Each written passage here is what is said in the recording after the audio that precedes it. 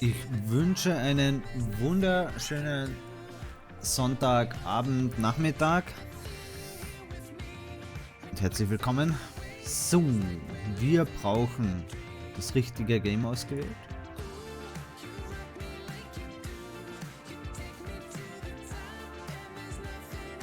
Schaut schon einmal nicht so schlecht aus von der Auswahl her. So. So weit, so gut.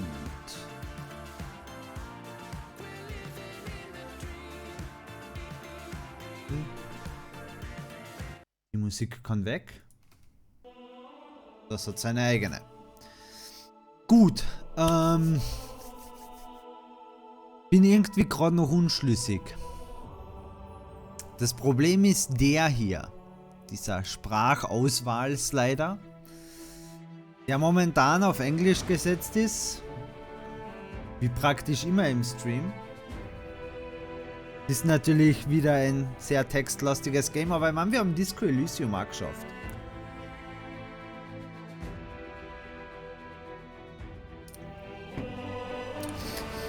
Das Problem ist halt, die Voice-Overs sind immer Englisch. Das heißt, man müsste fast, wenn man das Spiel auf Deutsch umstellt, die Voice-Overs deaktivieren und sagen, man fährt nur mit meiner Stimme. Zumindest was Dialoge angeht.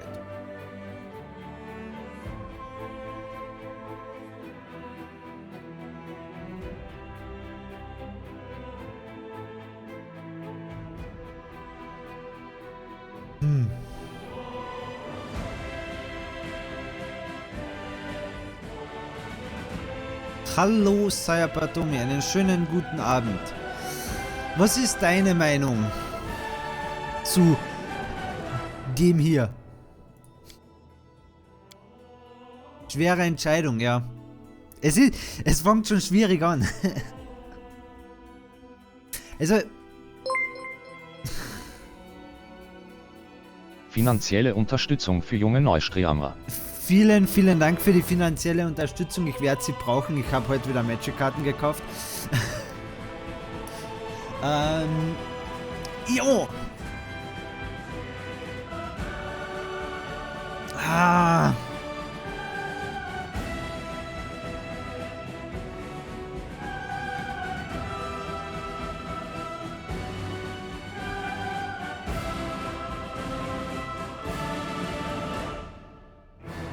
Weiß nicht, wie es mir lieber ist. Lasst es mir noch kurz überlegen.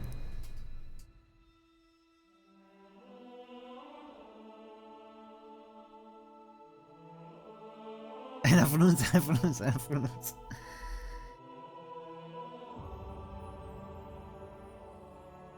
Ich glaube halt, dass es irgendwie schade wäre, die eingesprochenen Voicelines zu deaktivieren. Aber sie aktiviert zu lassen mit deutscher Sprache ist halt weird, weil theoretisch müsste ich dann das auf Deutsch vorlesen, was gerade auf Englisch gesagt worden ist. Weil sonst hast du halt einen wilden Mix und das bringt gar nichts. Deswegen befürchte ich, mir ist tatsächlich Englisch lieber.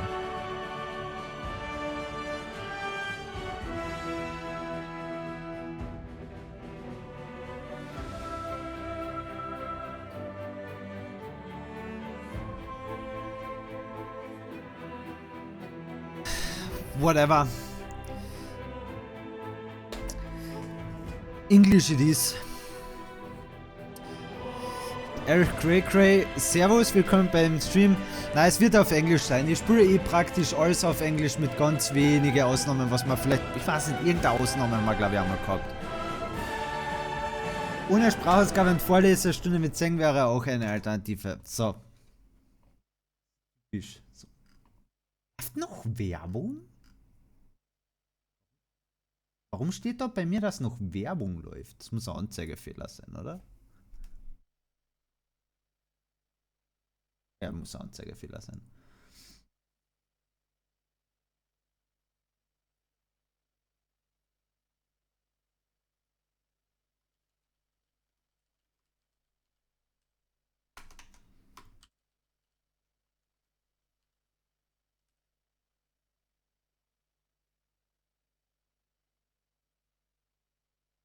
Na, Englisch. Ich mach Englisch. Schade um die Sprachausgabe sonst. So, das heißt, New Game. Wir starten die Main Story, andere gibt's eh noch nicht. Join the struggle against the World Wound. The epic war between Golarion and the Abyss that has raged for more than 100 years. Up to now, the Crusader armies have barely managed to curb the overwhelming enemy forces, but not for much longer. The Demon Lords are preparing to strike a decisive blow.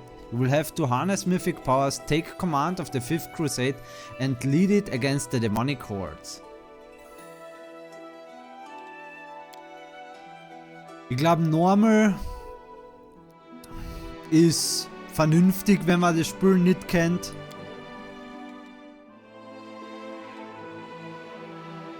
Diese vorgefertigten Charaktere lassen wir hinter uns. Porträt bringt dabei noch nichts.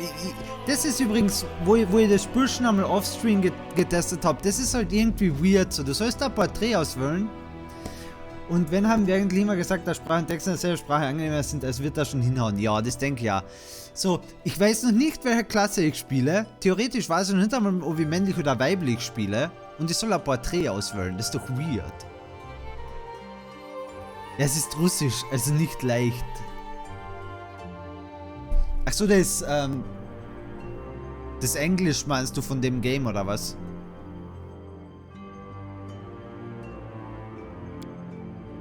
Also Porträt kehren wir dann noch einmal hin zurück. Die Entwickler sind Russen, ja, das habe ich auch gelesen.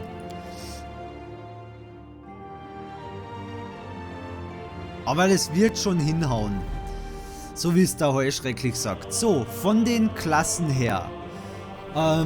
Wir haben diese Hauptklassen und dann halt noch einmal Subklassen, soweit ich das bisher verstanden habe. Es gibt Alchemisten. Alchemist is an unusual class that employs a vast arsenal of handmade potions, extracts elixirs and even bombs. Bombs are a ranged area effect weapon, the alchemist's main weapon. They learn a lot of arcane spells, but instead of casting normally, an alchemist prepares them as extracts. Spricht mir jetzt instant nicht so an. Arcanist.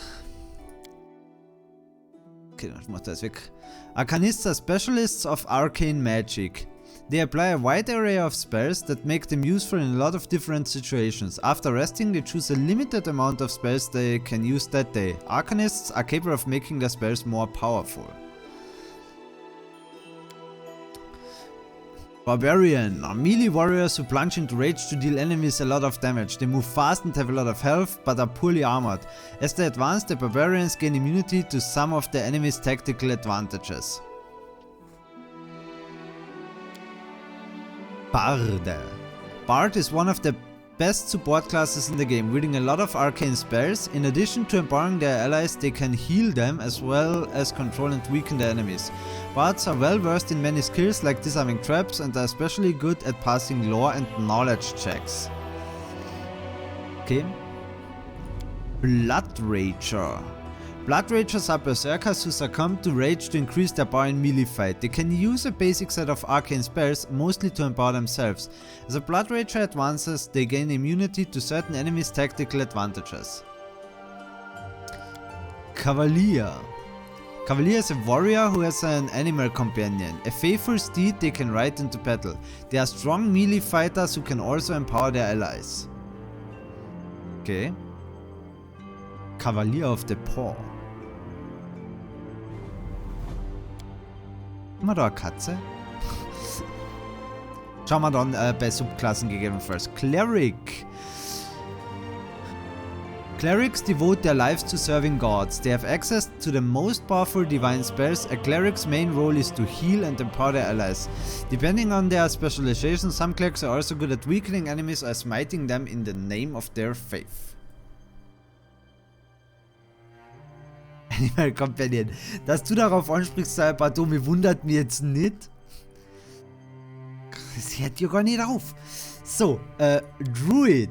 Druids are guardians of balance, nature and elements. They have access to the most powerful divine magic coming from their connection with the natural world. In a battle, druids can empower their allies and animal companions, summon creatures to aid them, or control and weaken enemies.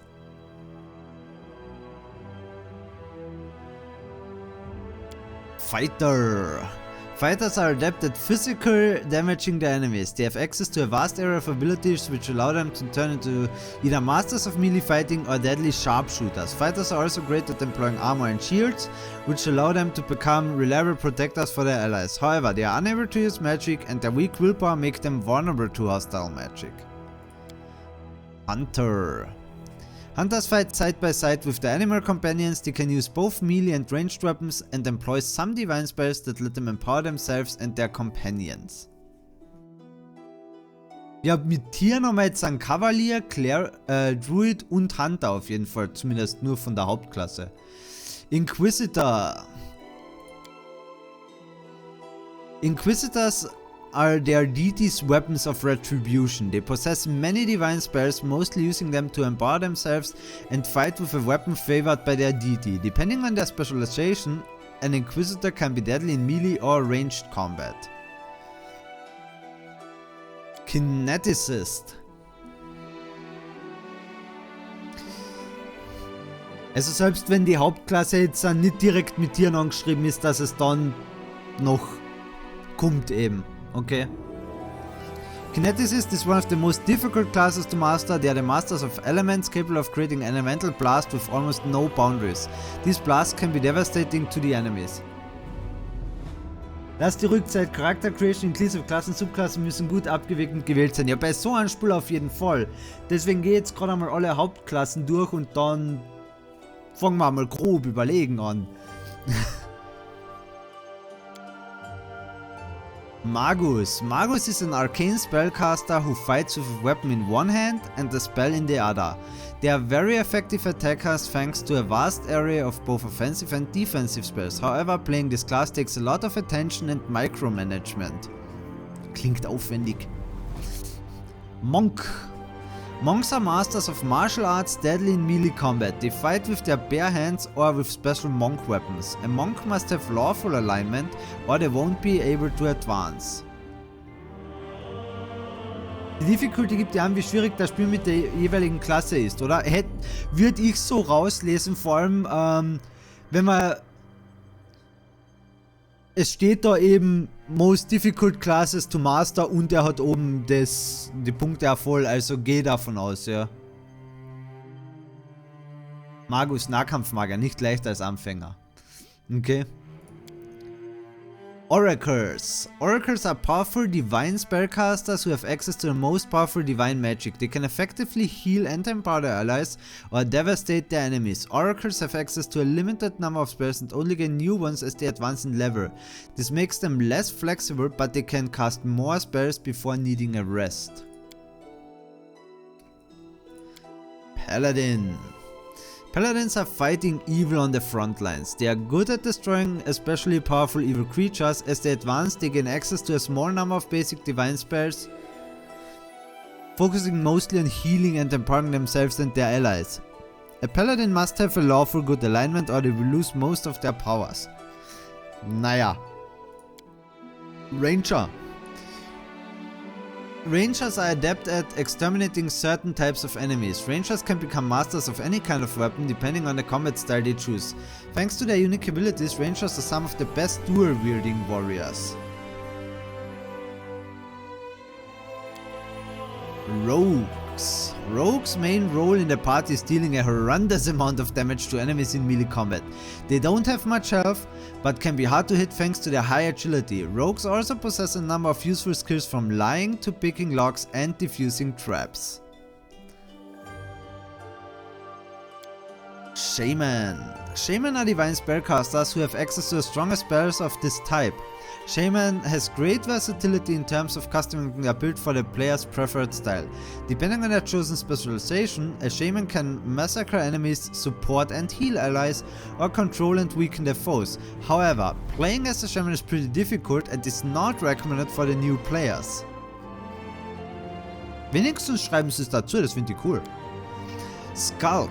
Skald is a combination of a furious fighter and empowering ally. They usually fight in melee, can employ a limited number of spells, can heal and empower their party members. Their songs inspire battle rage in their teammates, making those who fight with weapons stronger. Slayer. Slayers can fight both in melee and ranged combat. Their main role is dealing large amounts of damage to enemies, however, their defense is rather weak.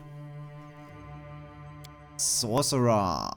Sorcerers are powerful arcane spellcasters, very effective in combat. Unlike the other arcane spellcasters, they can use a limited area of spells, which makes them less flexible in various situations. However, they can cast more spells before they need to rest.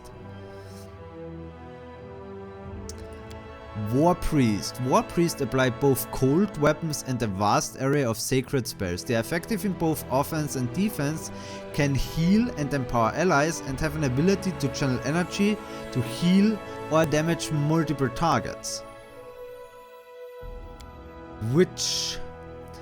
Witches are potent arcane spellcasters who can employ the strongest spells. They are especially good at controlling and weakening the enemies both with spells and unique magic abilities called hexes. Witches can also heal and empower their allies, though less effectively than some other classes. This is a difficult class to play for a newcomer. Und dann haben wir noch den Wizard, weil die sind alle rot. Ich vermute mal, die wird man dann nehmen können während dem Game, dass man irgendwie so in eine andere Klasse wechselt. Denke ich jetzt mal. Wizard. Wizards are powerful arcane spellcasters. They have large area of different spells, which makes them useful in different situations. They can destroy or weaken their enemies or empower their allies. However, this versatility has its downside. The number of spells a wizard can cast per day is not very large. Okay.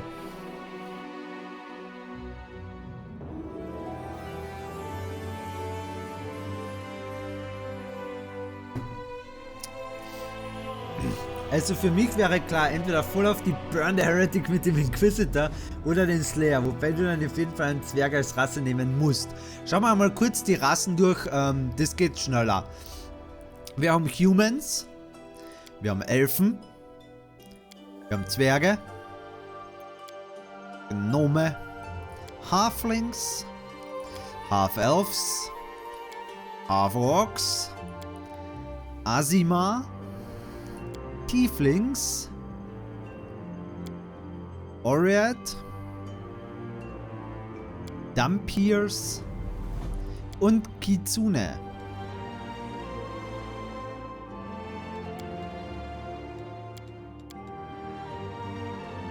Gehen wir noch mal kurz Retour, damit wir die männlichen Versionen davon sagen. Schauen zwei ziemlich gleich aus, aber so ein Half-Orc ist schon ziemlich groß.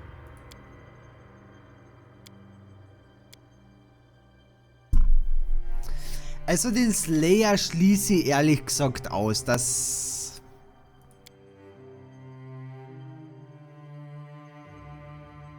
Inquisitor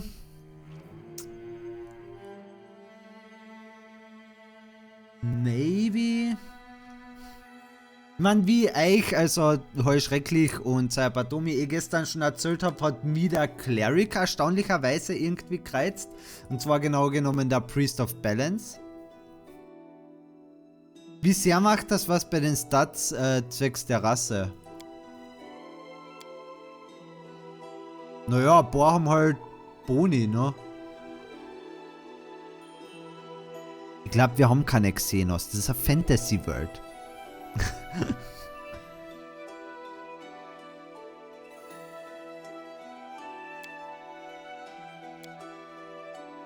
Sacred Huntsmaster.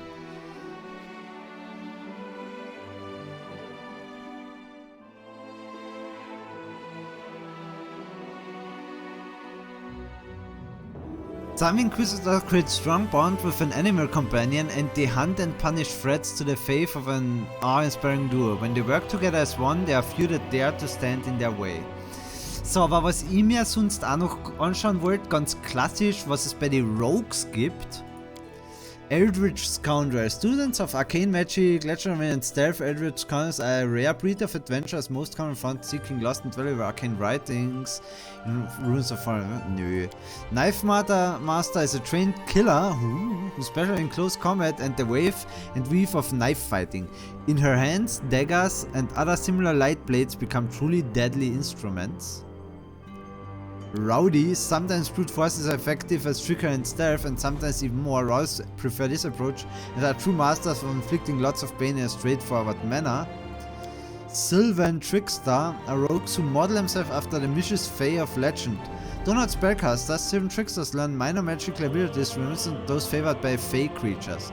The journey for many Sylvan Tricksters began in childhood, learning that an elders need the stories of the Fae and the secrets of how to resist their tricks. Sylvan Tricksters often live in areas where the boundary of Fae world is thin, and few have even been there, voluntarily or not.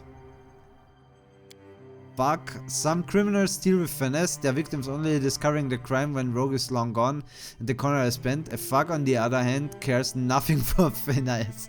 Through both threat and violence, the thug gets what she wants by promise of force and has no problem making good on that promise as needed. Underground Chemist. Underground Chemists are part of rotting fetid underbelly of the alchemical world. When underground chemists can hold a candle to dedicated alchemists, they are tricky and dangerous with alchemical substances and potions. Und Master of All, aha, dafür müsste man ein Halbelf sein. Some half-elves spend all their time gaining new knowledge and skills, becoming the Master of All. Nö. Also wenn es ein Rogue wäre, dann wäre es ein Knife Master.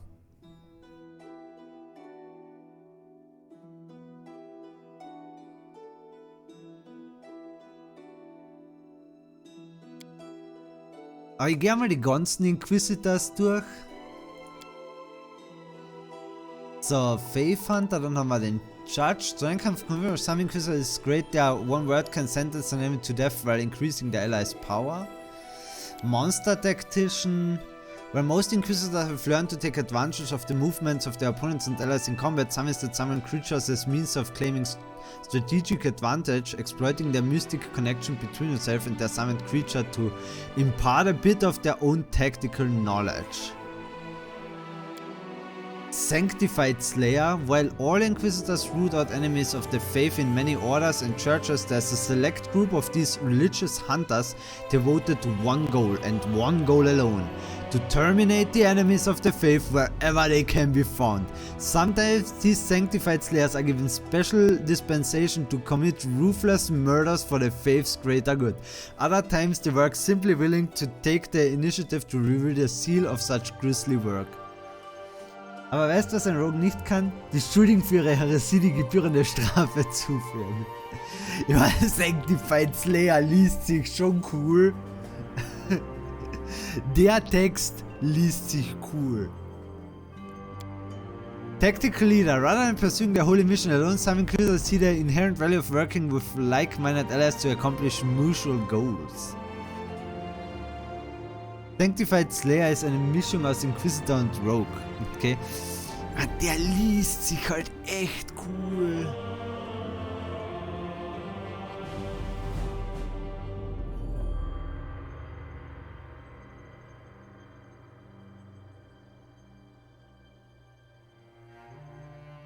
Die Sayapadomi, vielleicht sonst auch noch irgendeine Wünsche, was wir in Betracht ziehen sollen.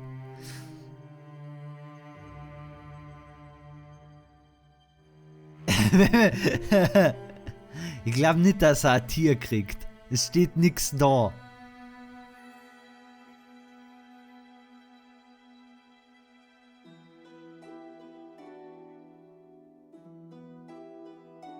Ja, Sanctified Slayer. Key. Was Key? Key?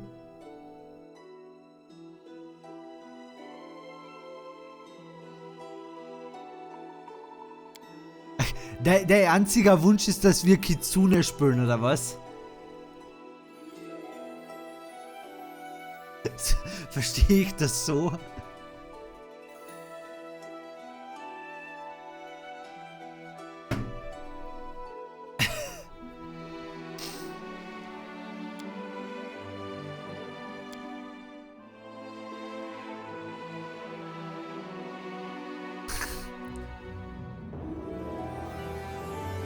Da schauen wir noch einmal. Class Skills, Mobility, Athletics, Persuasion, Trickery, Lore, Stealth, Use Magic, Device, Lore, Nutrition, Knowledge, Work, Arcana.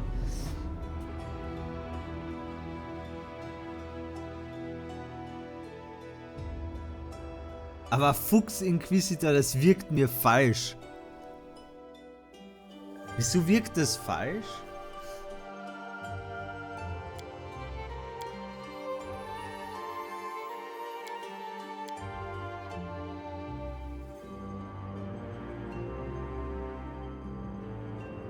Auf der anderen Seite muss ich sagen, mir reizt halt dieser Priest of Balance, den was ich alleine gespielt hätte, schon ziemlich. Also Priest of Balance is life and death are two sides of the coin called the universe. Those clerics who do not give preference to either side and can compensate both types of energy in themselves become priests of balance. They are equally good at both giving and taking life, depending on how much their goals match with yours. Irgendwie finde ich das cool, eben auch da so von wegen von der Ability Channel Positive Energy oder Negative Energy, dass man das halt einfach so beides so.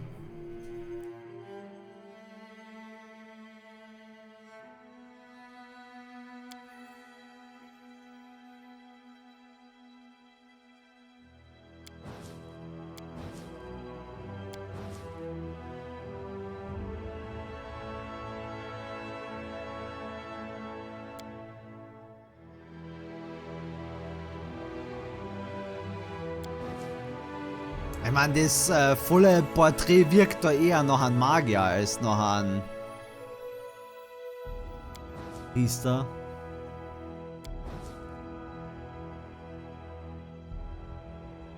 Weil das muss man wahrscheinlich nicht so eng sägen.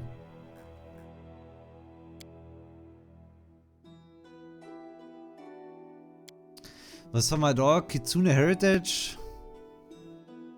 Kitsune Magic. At plus DC of any saving throws against enchantments, cast Kitsune with current score of 11 or higher. For King Kitsune instead of current, gain a light spell like ability use 3 times caster.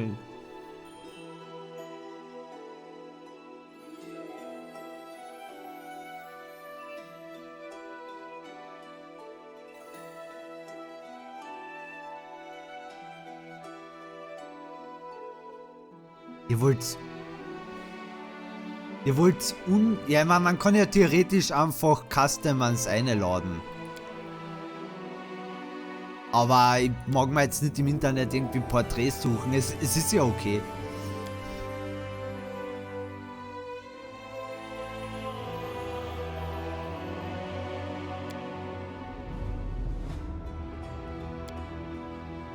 Er klingt schon auch cool.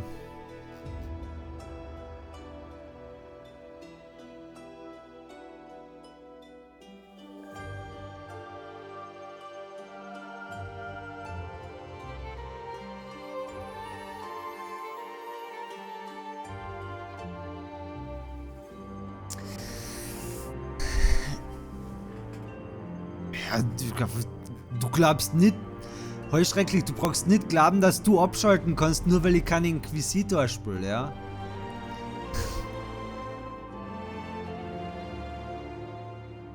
Mann, die Füchse sind schon cool.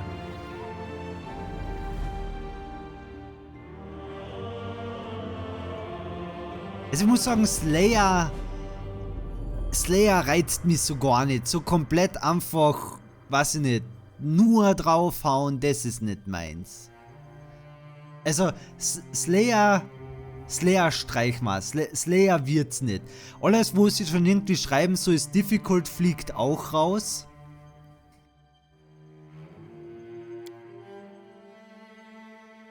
Oder wir gehen so einen richtigen... Ich meine, Sanction Slayer Inquisitor. Achso, ja... Wenn wär's ja eh der Mann. Was kann ich nicht hören? Ich habe aufgeschrieben, wenn du keinen Inquisitor spielst. Ja, ja.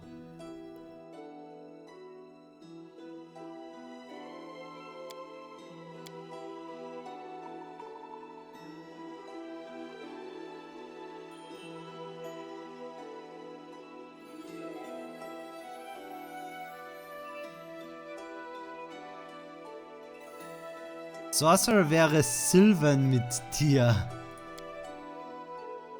Sylvan Sorcerer. Yeah, ties to nature have more to do with creatures than with capriciousness. Animal Companion. Okay. Nein. Die Entscheidung ist eigentlich, glaube ich, wirklich zwischen dem Priest und dem Inquisitor.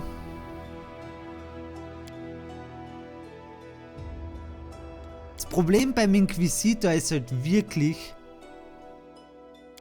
der Fuchs schaut komisch aus als Inquisitor im Porträt.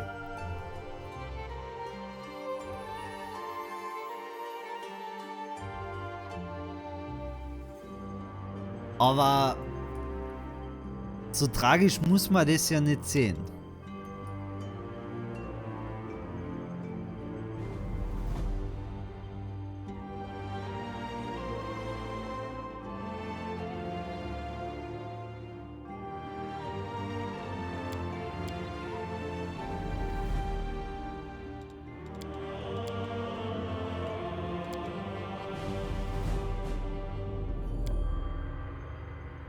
Ich glaube, es wird wirklich eher der Priester werden. Mir gefällt diese Priest of Balance Idee.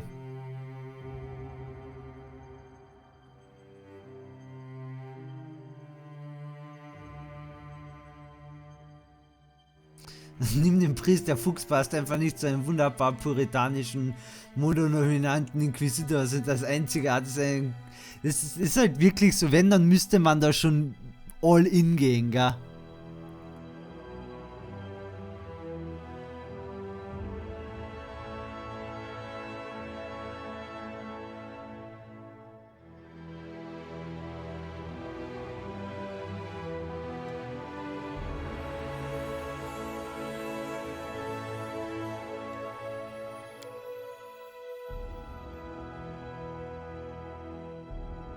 So, Keen Kitsune Heritage. Keen Kitsune are notoriously clever and cunning, often far more than they seem. Such Kitsune gain +2 dexterity, +2 intelligence and -2 strength. This racial trait alters their Kitsune ability to score modifiers. Kitsune are agile, compassionate, but tend to be physical weak. They gain +2 dexterity, charisma and -2 strength.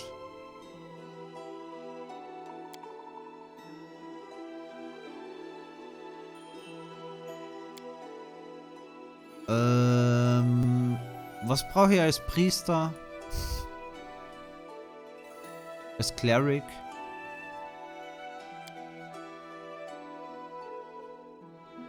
Sondern die als Main Stat? Wisdom? Steht das nirgends? Ah doch, Wisdom, okay.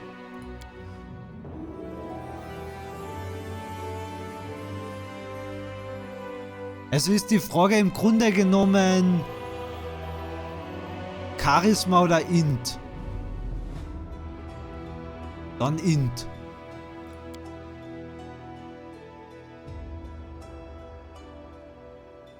Background Selection.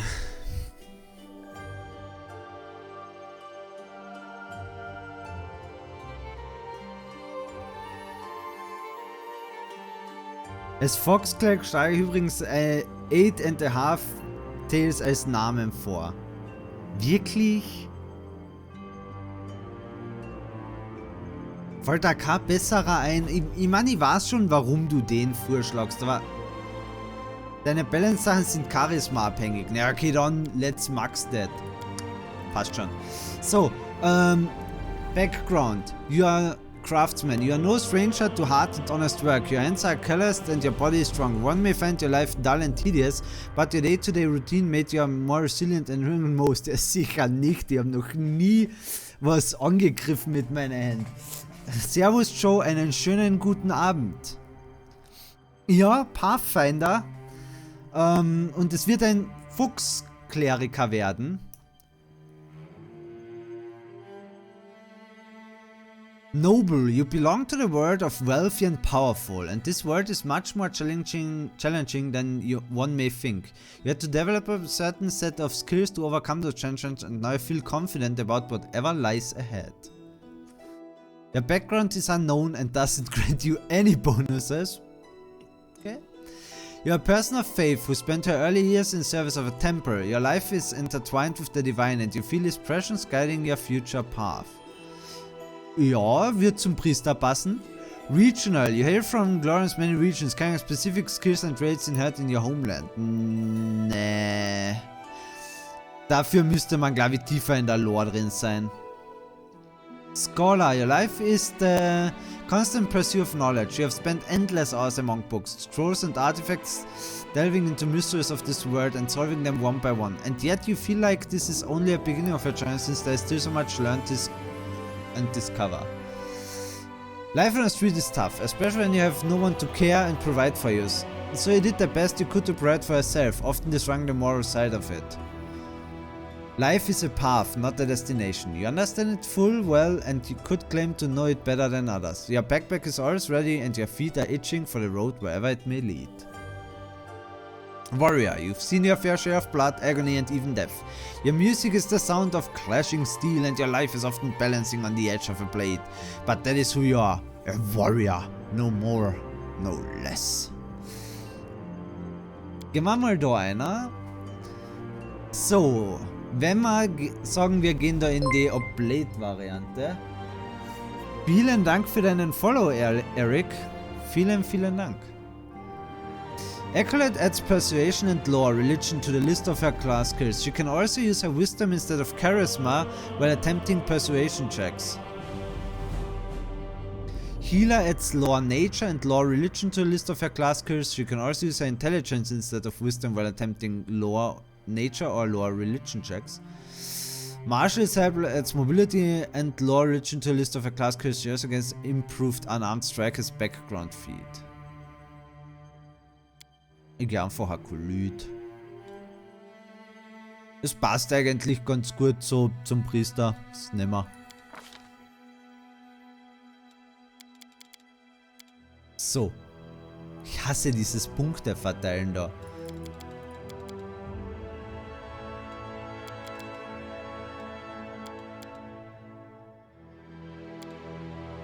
Bisschen Lebenspunkte werden nicht schaden.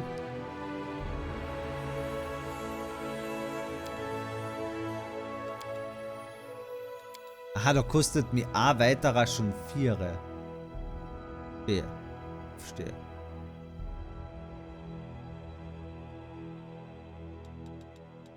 Das heißt, ich kann das...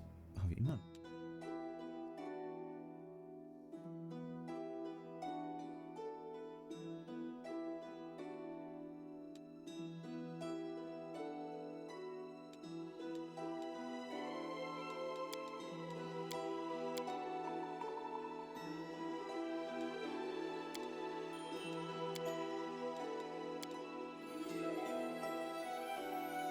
Modifier kriegst du immer bei geraden Zahlen. Der kennt sich schon wieder besser aus wie ich. Hast du schon Pathfinder gespielt, Joe, oder was? Das wusste ich ja gar nicht.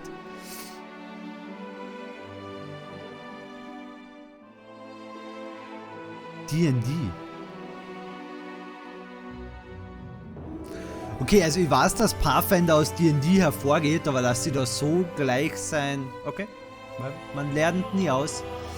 Aber das heißt...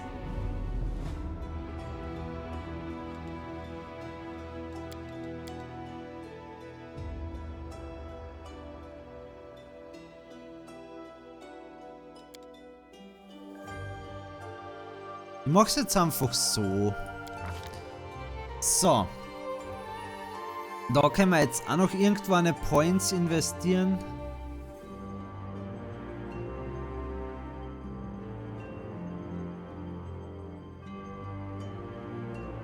Knowledge World klingt vernünftig. In der Religion kennt man sich als Priester immer aus. Und dann nehmen wir noch Persuasion.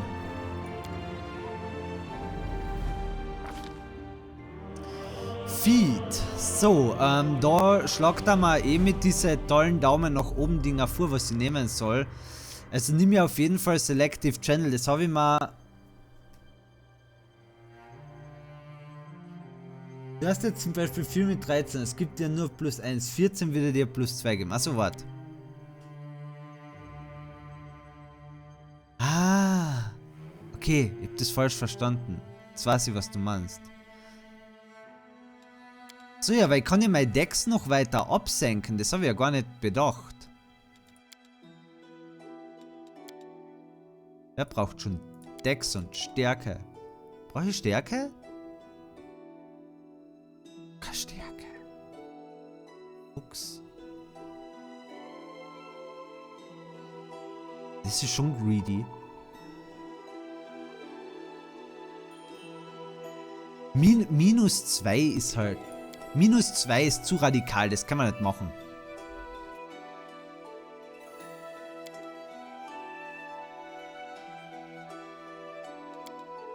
Und eben den auf 17 bringt man dem noch relativ wenig, ich verstehe schon.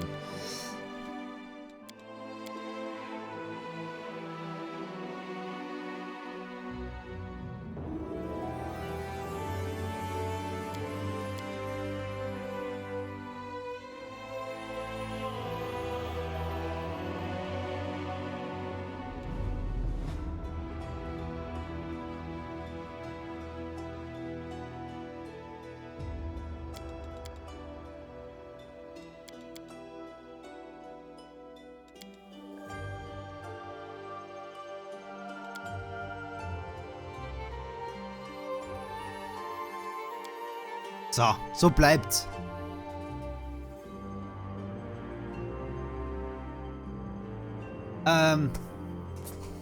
Schlimmstenfalls haben wir jetzt ein Capture. Es bleibt so. Selective Channel. Whenever a channel positive energy to heal living or channel negative energy to heal the undead, you do not affect enemies. When you channel positive energy to damage undead or channel negative energy to damage living, you do not affect allies. Das finde ich cool. Das will ich auf jeden Fall haben. Sprich, ich kann da meine Channel-Dinger, die was AEs sein, einfach wirken, auch wenn Gegner drin stehen und es trifft nur meine Bros. Bin ich voll dafür, das nehme ich. Deities. Wir haben Abada. Abada, the god of cities, law, merchants and wealth, also called the god of wars and ditches in the Eastern Dragon Empires, is known to be a patient deity. Maintaining a strong neutral stance in his actions, he sets forth to expand civilization and order among the peoples of Golarion. Domains: Earth, Law, Nobility, Protection, Trevor. Favored weapon: Light Crossbow. Calistria, also known as the Savored Sting and the Unquenchable Fire, is the goddess of lust and revenge who takes on many faces and guises. She is held in especially high regard by elves who often identify with her Mercurian moods and changeable nature.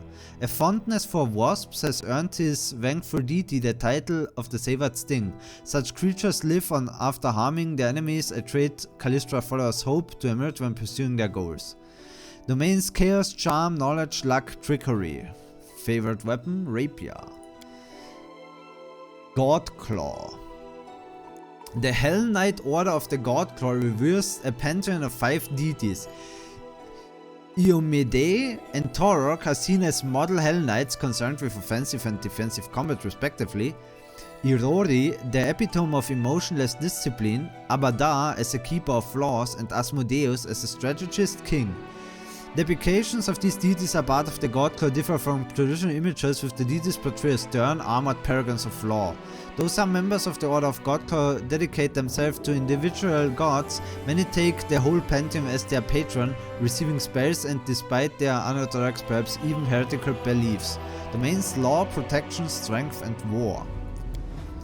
Gorum, also known as Our Lord in Iron, is a god of battle above all other pursuits. It is said that he would rust away into nothingness if there was ever a time with no more conflicts to be fought. His faithful belief he is present in every iron weapon of war that is forged. Domains: Chaos, Destruction, Glory, Strength, War.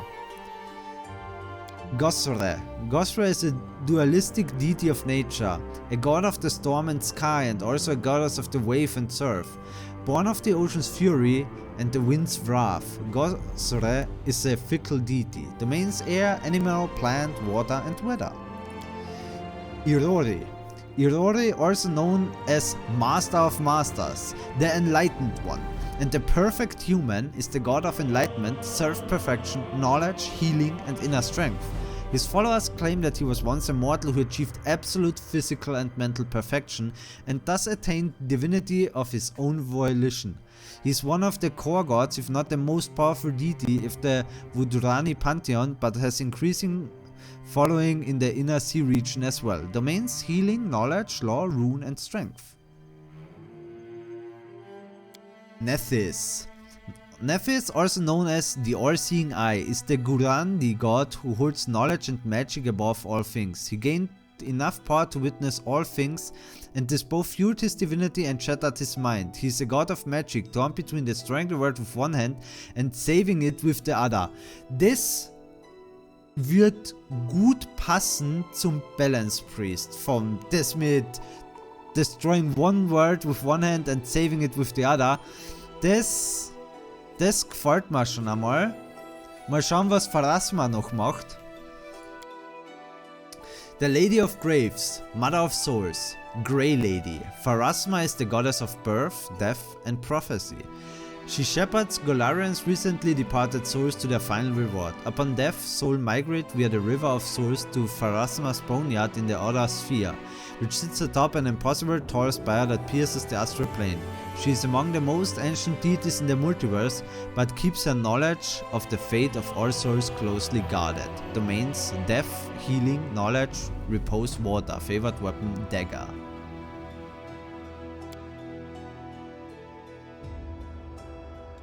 Okay, das heißt, die haben da diese Domains und das ist jetzt die nächste Choice. Und da hätte ich jetzt die zur Auswahl.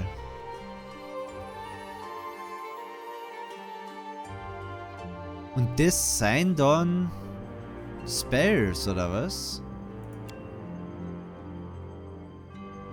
Destructive Smite.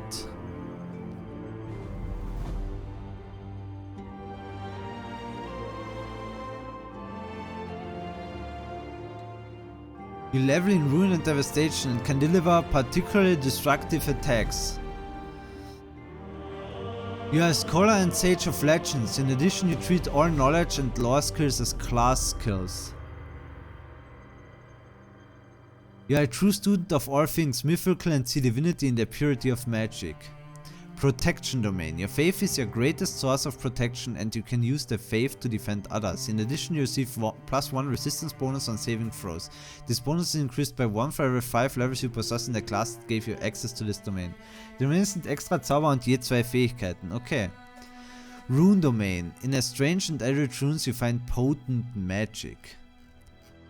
Und da gibt's natürlich jetzt noch diese ganzen anderen. Na gut, dann lesen wir uns die aber auch noch kurz durch, zumindest diesen groben Erklärungstext. You can manipulate lightning, mist and wind and are resistant to electricity damage. Das ist die Air Domain. Animal Domain. No Archetype, Sacred Huntsmaster. Kann das dann nur der oder was? Oder der darf's nicht. You can speak with and befriend animals with ease. In addition, you treat lore nature as a class skill. Artifice. You can repair damage to objects, animate objects with life and create objects from nothing. Chaos. Your touch infuses life and weapons with chaos and you revel in all things anarchic. Charm. You can baffle and befuddle foes with a touch or a smile and your beauty and grace are divine. Community. Your touch can heal wounds and presence instills unity and strengthens emotional bonds. Darkness. You manipulate shadows and darkness. Death. You can cause the living to bleed at a touch and find comfort in the presence of the dead. Okay. Earth. You have mastery over earth, metal and stone, can fire darts of acid and command earth creatures. Evil. You are sinister and cruel and have wholly pledged your soul to the cause of evil. You can call forth fire, command creatures of the inferno, and your flesh does not burn. Glory. You are infused with the glory of the divine and are a true foe of the undead. In addition, when you channel positive energy to harm undead creatures, the save DC to half damage is increased by 2. Good domain. You've pledged your life and soul to goodness and purity. Healing. Your touch staves off pain and death, and your healing magic is particularly vital and potent. Law domain. You follow a strict oracle of laws and in so doing achieve enlightenment. Liberation. You are spirit of freedom and staunch foe against all who would enslave and oppress. Luck. You are infused with luck and your mere presence can spread good fortune. Madness. You embrace the madness that lurks deep in your heart and can unleash it to drive your foes insane or sacrifice certain abilities to hone others. Nobility. You are a great leader and inspiration to all who follow the teaching of your faith. Plant. You find solace in the green and grow defense thorns and can commune with plants. Kann mit Blumen reden. Repose domain. You see death not as something to be feared, but as final rest and reward for a life well spent. The taint of undeath is a mockery of what you hold dear.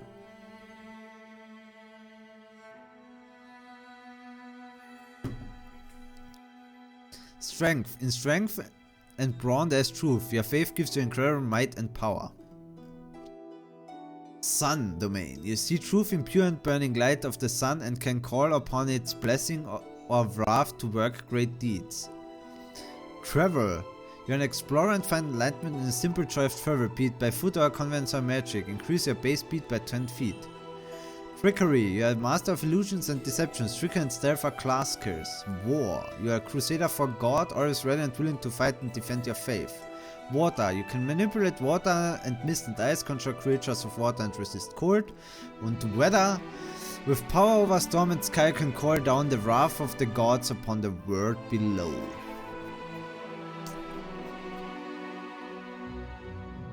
Destruction? Nö. Knowledge? War's nicht. Magic, you're a true student of all things mystical, see divinity and purity of magic. Protection.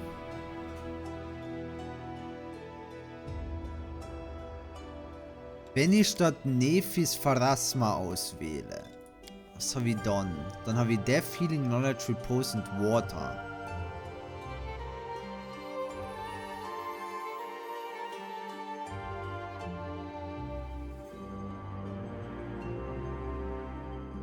Healing, your touch staves of pain and death, and your healing magic is particularly vital and potent.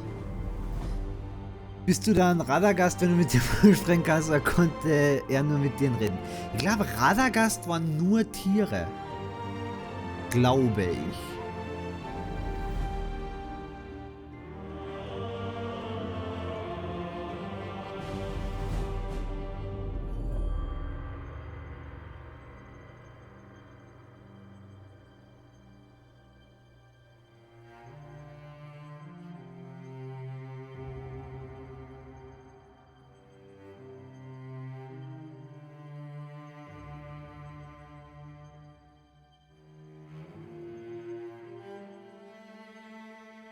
Can cause the living to bleed at touch and find comfort in the presence of the dead. The melee touch, you can cause a living creature to take damage per round. Death Summoners at 8 level, you heal damage from channeled negative energy.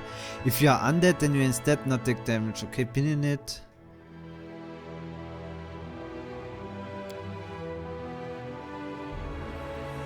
Recherchiere mal, du oder ich? Wird ja schnell gehen.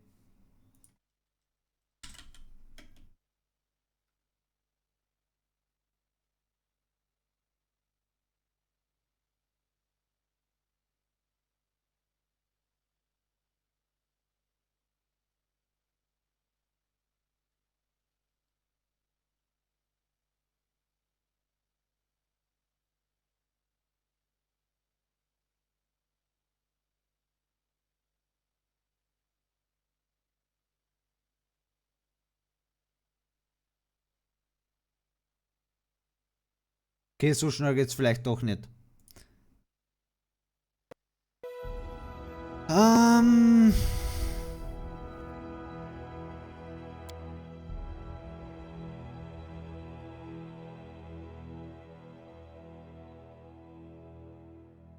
Was ist das schwierig?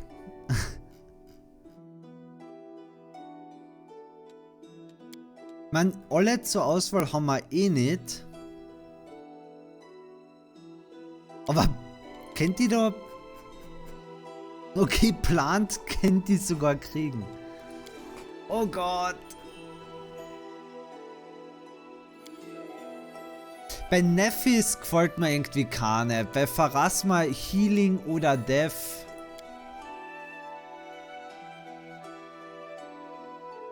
Domain Spells cause 4 Bone Shaker, Bestow Curse, Innovation, Slay Living, Circle of Death, Destruction, Horrid, Wilting, Wail of the Banshee. Domain Spells remove Sickness, Lesser Restoration, Cure Serious Wounds, Neutralize Poison, Breath of Life, Heal, Greater Restoration, Protective from Spells, Mass Heal. Weißt was? I don't care. Ich gehe Death Domain. Man muss auch ein bisschen was Dunkles in seinen Kleriker haben. Death Domain.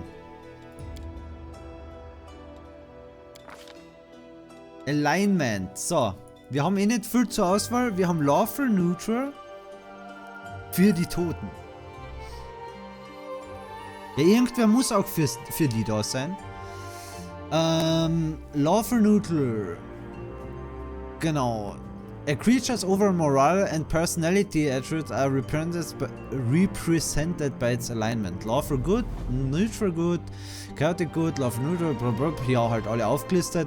Good characters protect innocent life. Evil characters debase or destroy it, whether for fun or profit. Lawful characters tell the truth, keep their word, respect authority, honor tradition, and judge those who fall short of their duties.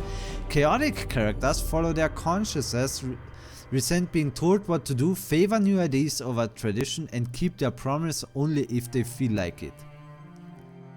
Ja, und ich gehe full neutral, weil so auf alles, was irgendwie, also auf alles hurchen und unbedingt bla, nö, aber Chaotic ist also, ich muss ein Rebell sein. Nö, full neutral, komplettes Balance, einfach Mitte. So. Von der Farbgebung her.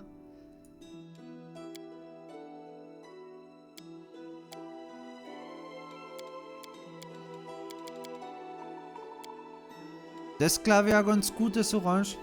Finde nichts dazu, dass er Pflanzen sprengen konnte. Da steht nirgendwas mit Kräuterkunde. Stell dir vor, er kann mit Pflanzen reden und betreibt massiv Kräuterkunde. Hey, du nette Blume, ich komme jetzt mit meiner Sichel und werde dich köpfen. Zapp! Dann hört er sie noch schreien und dann wirft er sie in den Topf.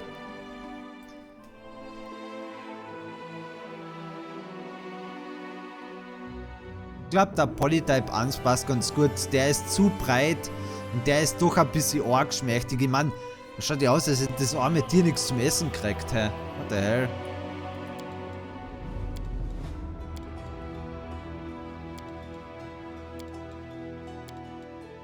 Gott, schaut der grimmig. Schauen denn die so grimmig?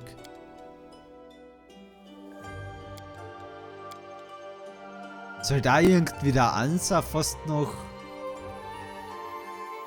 Mann, der hat auch was. Der Vierer hat was. Viel zu grimmig. So grimmig sind wir nicht.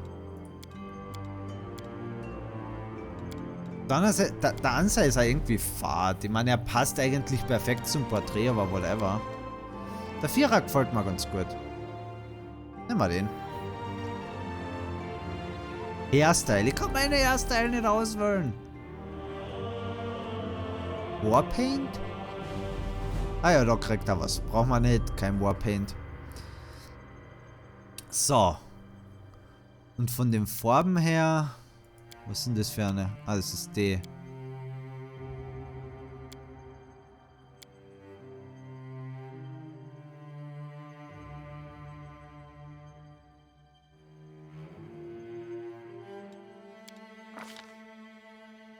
What?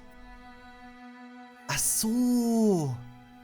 Weil Kitsune sich ja, glaube ich, in Menschen verwandeln können, wenn sie wollen.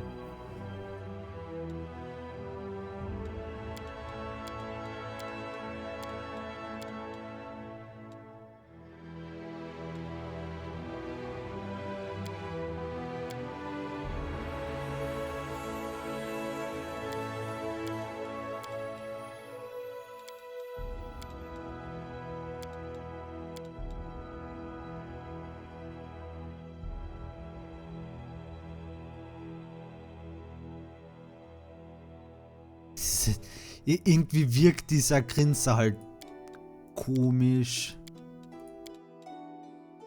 Dann schauen sie teilweise wieder so unnötig grimmig. Er ist halt sehr neutral vom Blick her. Es schaut komisch aus. Also, warum ist dem seine Stirn so hell?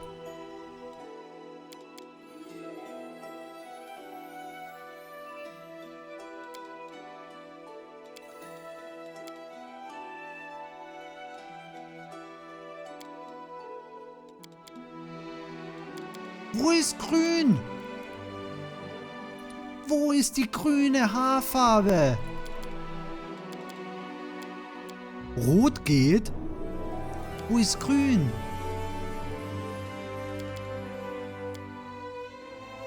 Betrug. Betrug, sage ich euch.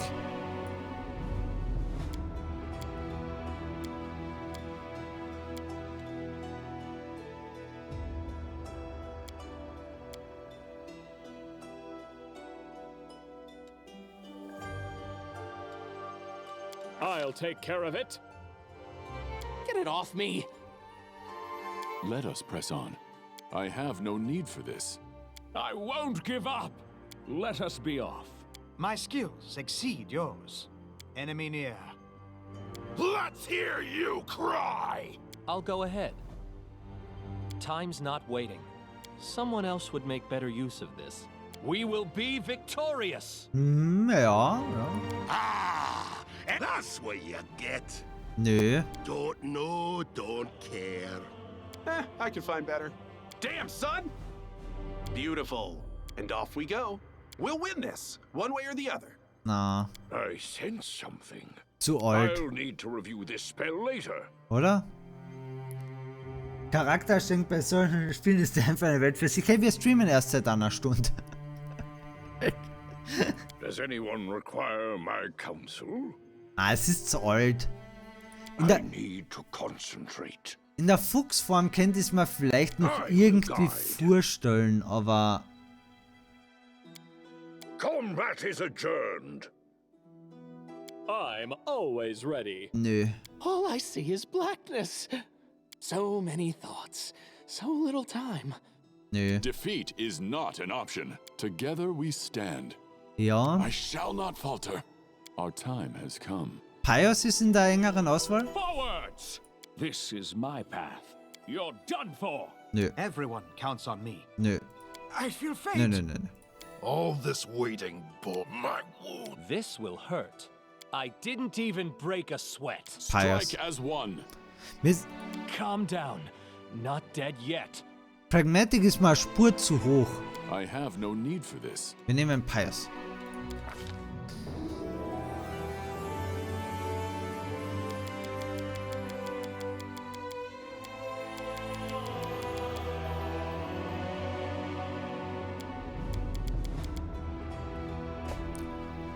Tja, ich werde ganz kurz aufs Klo gehen. Falls wer Namensvorschläge hat, ruhig schon einmal reinschreiben. Bin gleich wieder da.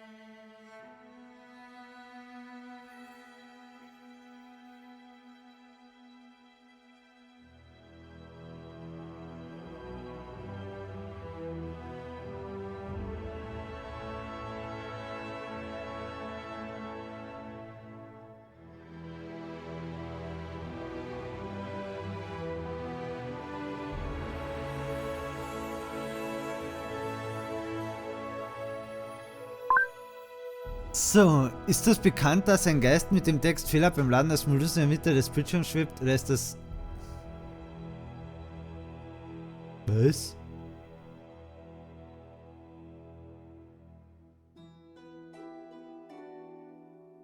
Welches Modul? Ich wüsste nicht einmal, was für ein Modul. Okay,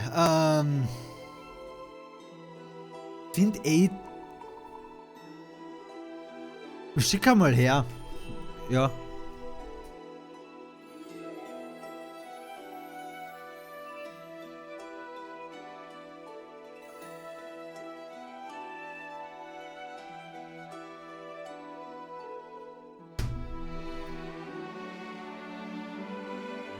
Also Aiden the Half-Tales ist so gar nicht meins.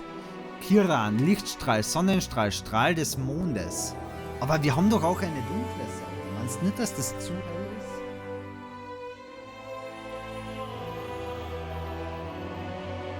Aber Kiran an sich klingt eigentlich schon vernünftig. Warum hast du dazu geschrieben, wofür es steht?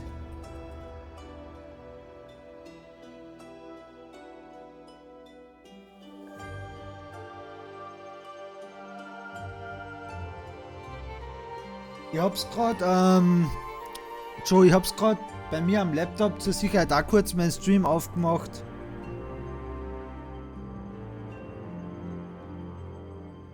Das ist irgendwas von dir. Aber ich kann es gerade auch nicht zuordnen. Es müsste von einer anderen Software sein. Aber ich kann es gerade nicht zuordnen.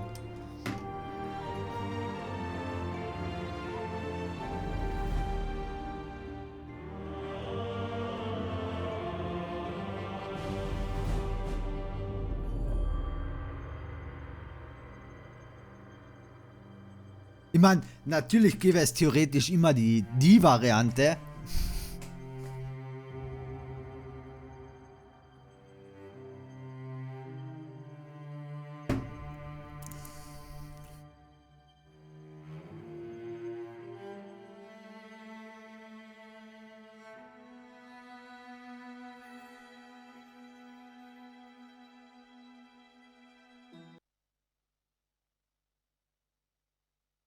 Aiden the Half-Tales ist aus dem Rennen, ja.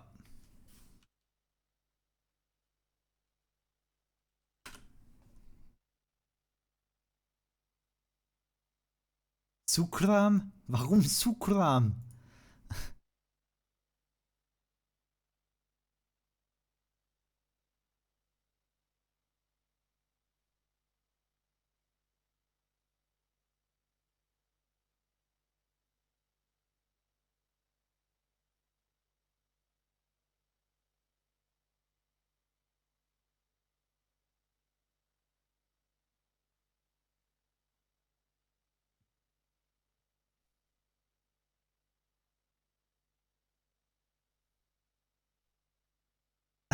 So. Horst Günther. Sang and the Half-Tales.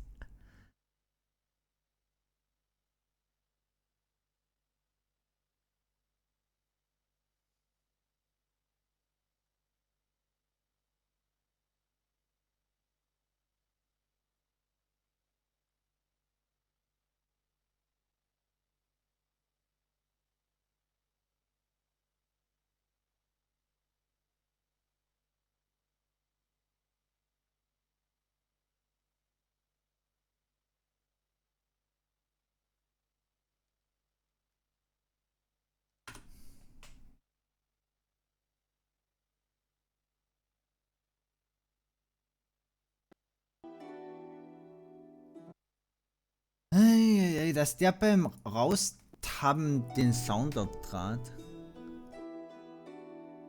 Gandalf.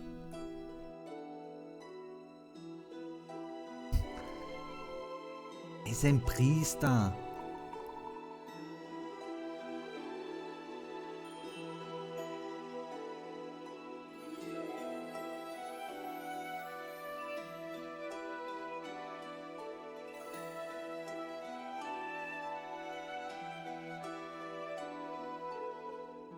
Teil.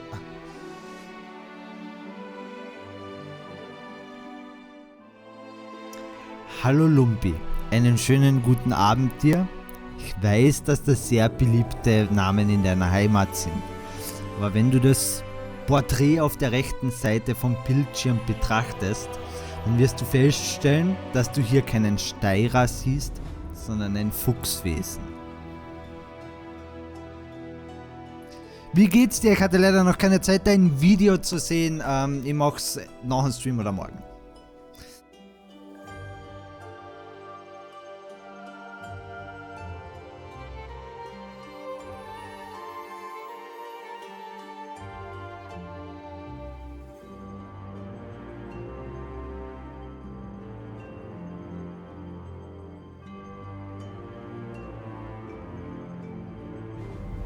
Mir geht's eigentlich auch gut, danke der Nachfrage. Also, zwecks dem Namenthema. Was der Heu schrecklich geschrieben hat mit Sängen der Half-Tales, finde ich, geht in die richtige Richtung. Zirda. Zirda klingt sonst auch nicht schlecht.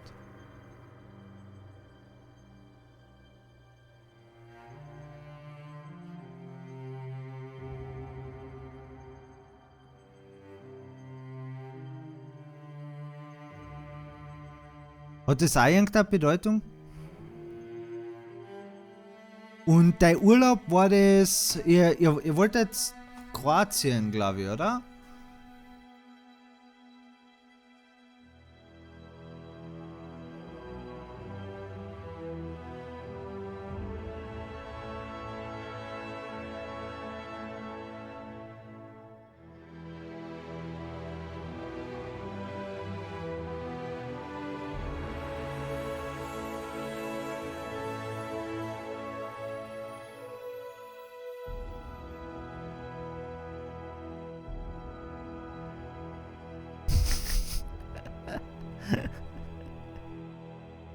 Die hatten auch noch andere Lieder, Lumpi. Die hatten auch noch andere Lieder. Bessere.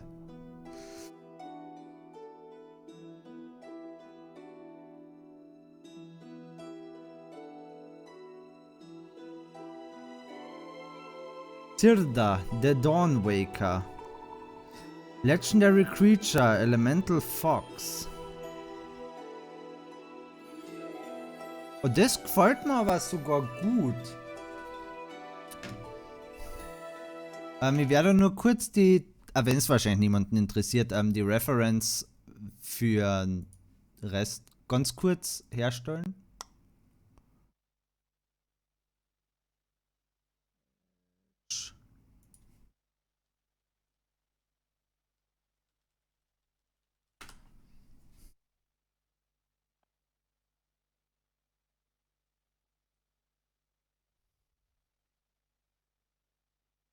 Da haben wir nämlich die Magic the Gathering Karte Zirda the Dawnwaker.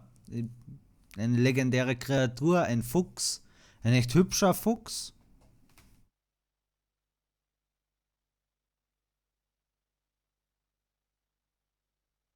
Das könnte man machen.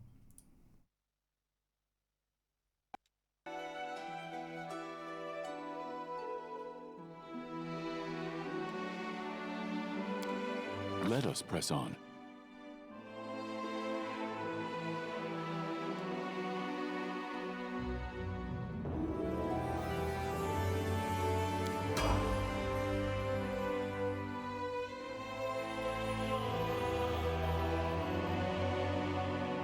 Wir haben auf Start gedrückt.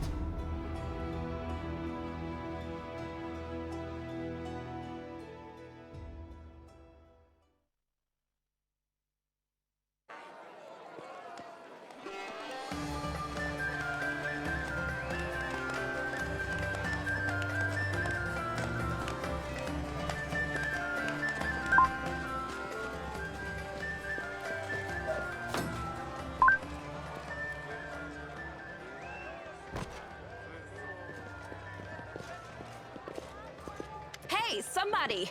We got a wounded fighter. Can we get a healer over here? My, would you look at this? But why would you drag a wounded fighter into the middle of the festival square?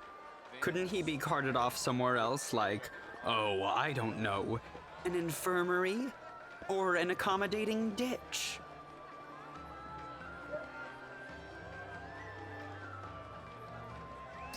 Ein anderer Magic Iron Kitsune wäre noch Sensei Golden Tail gewesen. Dann hätte es Sensei draus machen können. Sirda passt. Wir sind jetzt Sirda. Aber danke für den Tipp. Now, what's the matter? What happened to him? The wound looks nasty. Who did this to him? Demons, Prelate. We found him barely alive outside the walls of Canabris. The walls, you say? Enemy doesn't usually stray so close to the city. Must fortify the defenses.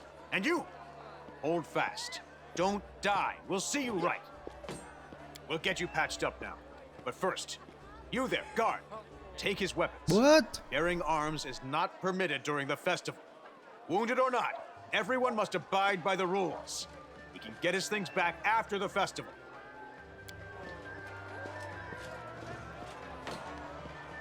O Inheritor, leader of our troops, the sharpened edge of our blades and the unyielding strength of our armor, Iomade, I beseech you, grant your mercy. Heal his wounds.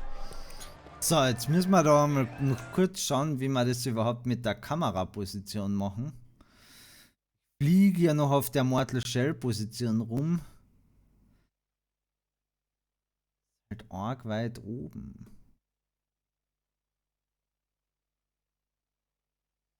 Mal da ins Eck. Ich meine, gut, Konversationen sind eine Sache, Game Interface andere. Schauen wir mal. Für Konversationen wird das schon passen. So, der Typ hat mich geheilt. Water, I won't give up that easily. Let me die. Grit your teeth in silence. Nix, so schnell sind wir wieder nicht tot zu kriegen. I won't give up that easily. Here. That's the Crusader spirit. My powers are not enough here. Someone call for Terendelev. You there. Yes, you. Stop dithering and gawping and make yourself useful. Go and get Terendelev. Prelate, surely there is somebody else here better suited to running errands. I'll get her! Terendelev! Has anyone seen Terendelev? Be quick about it before it's too late. Now, who are you? I don't remember seeing you before, and I have an excellent memory for faces. I'm Sirda. I'm a crusader. I came to fight demons. I came to the city on private business. I've lived in the city for a long time. I'm a traveler. I was just passing by. I don't remember. Who I am is none of your business. Der Name wird reichen. I am Sirda. That's the first I've heard of that name. Who are you then? What's your business in the city?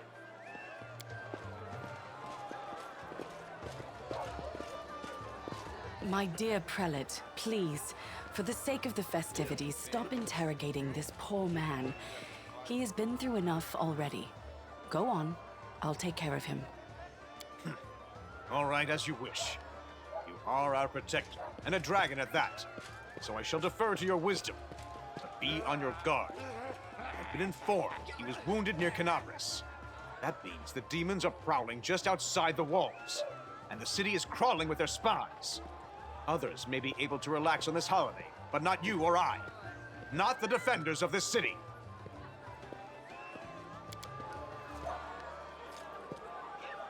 I do not know yet, and that troubles me. I am not entirely sure what the demons did to you. This wound is no ordinary injury, and it was inflicted by no ordinary weapon. I have rid you of your pain and restored your strength, but only time will allow you to heal fully. Thank you for helping me. I accept your thanks, but my work is not yet done. Who are you? My name is Terendelev. I am the protector of the city. Are you really a dragon? You don't believe me? Perhaps I should retake my true form and engulf this square with my ice breath to win your trust. Chill. Die Ruhe. Pay no mind to my current guise. I appear this way when I walk among the people. I would hamper the festivities if I tried to attend in my true form. Can I go? Certainly, but be careful. I have managed to get you back on your feet, but I have not healed you fully. Alas, sooner or later, your pain will return. But do not be discouraged. You will recover, I promise you that. Tomorrow, come to the cathedral and say that you are expected by Terendelev, protector of Canabras. We will find a way to help you. But for now, put this out of your mind and enjoy the festival. They are all too rare in this time of war, and merriment is one of the best medicines. Day of the city. Canabras is a city poised on the border between two worlds.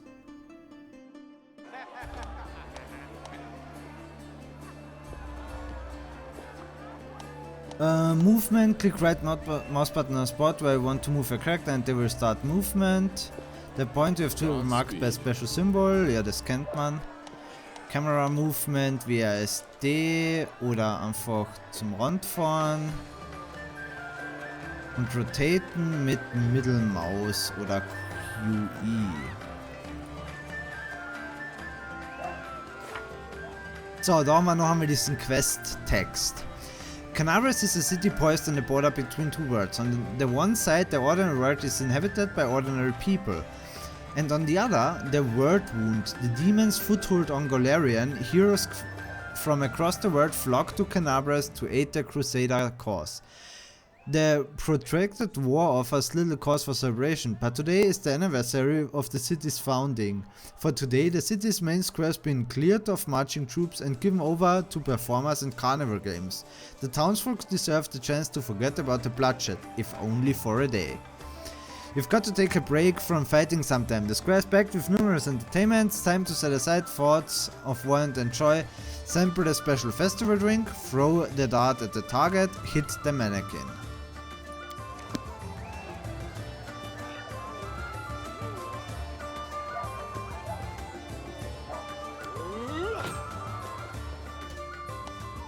You can interact with various objects or doors just by clicking right mouse button on them. Some children have icon above them to allow talk to characters. Und mit Tab kann man highlighten.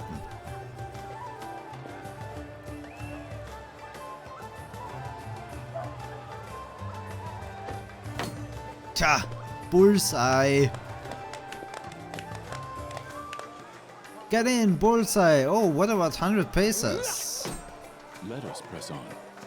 So, ansaufen sollen wir uns noch irgendwo?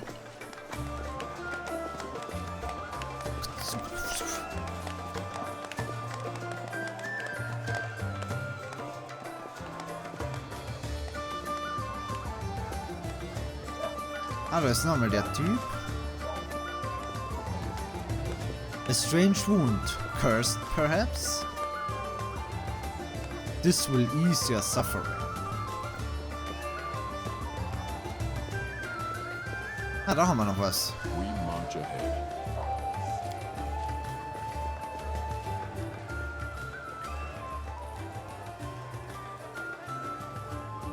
I love a drink, me, especially when the city's footing the bill.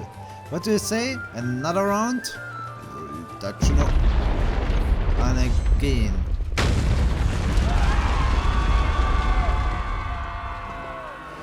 Behold, Crusader gods, behold Iomade, you poor imposter. Your city will fall to me. Your followers will feed my hunger.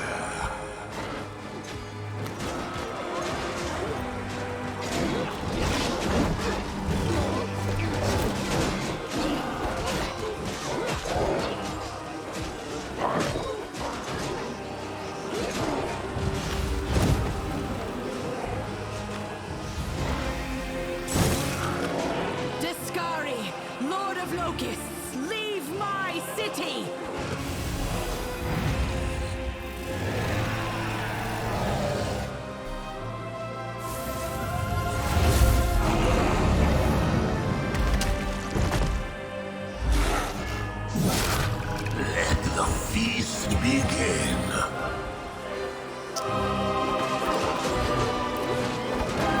Blood to the blood god. Discari himself. Blimey! One minute we had a dragon, the next, bam, she was gone. What are you gonna do? Vielleicht kann sie sich noch heilen, es war nur der Kopf weg. Let me help you out. I've got a scroll here with a good protective spell. I've seen you somewhere before. Ihr beim Eintragen. Oh, kaum so schnell einen Rang auf und sterben sehen. Das ging wirklich schnell, das ging verdammt schnell. Who is the Scary? What's the situation in the city? Warum sollt ihr das fragen? Rund um mich sind Dämonen gespawnt und der Drache ist gekillt worden. The situation is crap. Care to lend me a weapon? I'll try to fight the demons. I'm not so sure about that. Think I'm going to look for a way out of here. Give me that protective spell.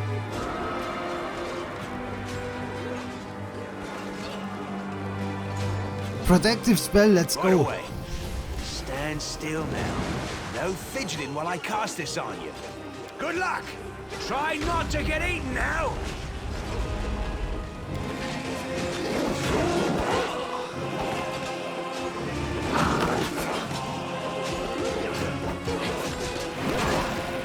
Take that, Rocket. A mortal gnat snaps its jaws at the Lord of Locusts.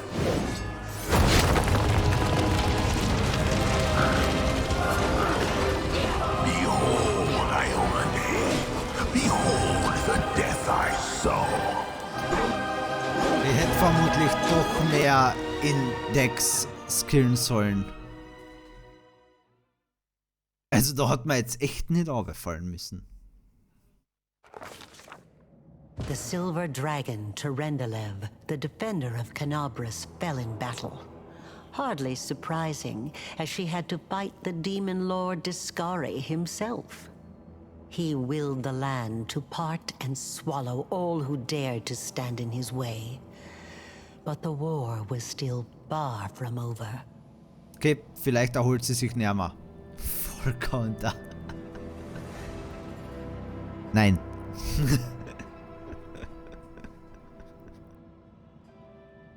Nein. Ich wüsste überhaupt nicht, was wir in dem Game countern sollen.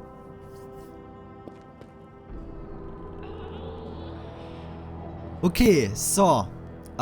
Jetzt können wir kurz schauen. Ich verdecke mit meiner Self, with me,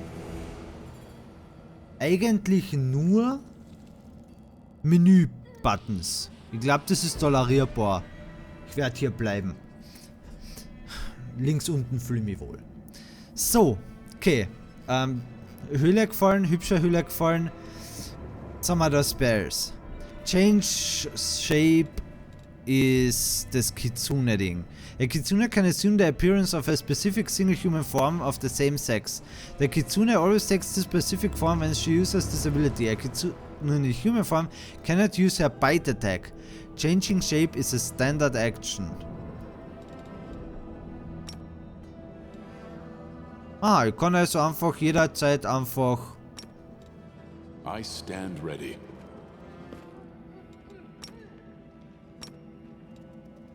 Kann man frei switchen.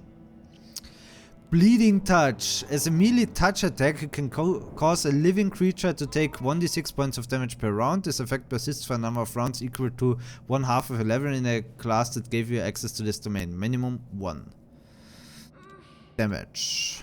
Channel negative energy, damage living, damage. Channel positive energy, heal living, heal. Bless. Bless fills your allies with courage. Each ally gains a +1 morale bonus on attack rolls and on saving throws against fear effects. Buff. Dismiss spell. After battle you can dismiss area spell effect at will. You must be out of combat and within 100 feet range of the spell's effect. Dismissing a spell is a standard action that does not spend spell slots and does not provoke attacks of opportunity. Können wir dahinter zum Form Change tun. Cause 4. Debuff. Und Shield of Faith, Shimmering Magical Field, Target, Deflects Attack, Spellgrant, Deflection Bonus, Buff. Godspeed. So.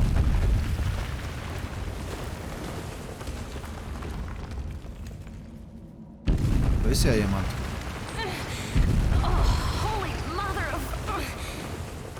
A small woman with messy brown hair winces in pain, uttering a stream of curses through clenched teeth. She is pinned down to the ground by a couple of weighty boulders.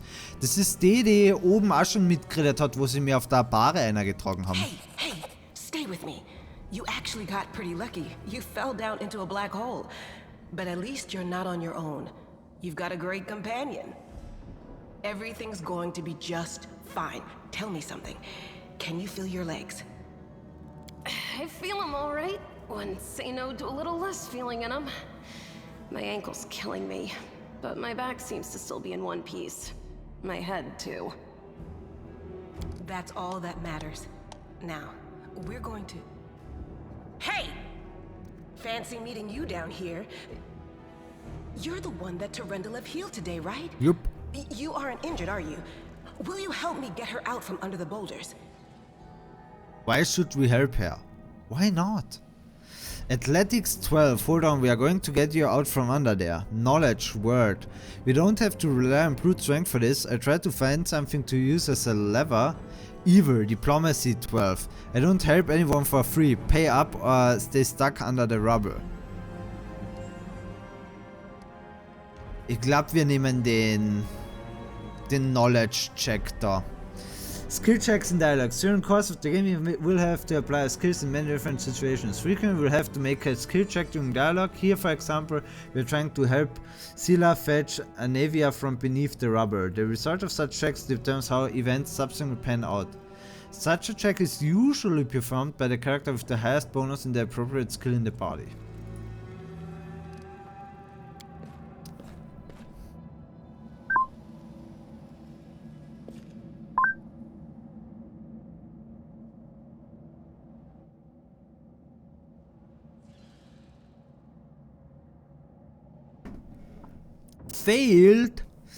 Failed a knowledge word check. Either the sticks you found aren't suitable or you're just not using them correctly, but your efforts come to nothing. Damn. I don't think you're gonna get anywhere with that. Why don't I just... Using all of her strength, the knight moves the boulder and drags the wounded woman out from the rubble. After making sure her charge is alright, the knight allows herself to catch her breath and wipe the sweat from her brow. You have failed the skill check, so Scylla had to remove Anivia from beneath the rubble alone. Because of this, she became fatigued and incurred a temporary penalty to some of her abilities. If your skill check has been successful, there would have been no negative consequences. Function gut Damn an. it all. I think it's broken. Oh well, I've had worse. I'll just make myself a splint out of something.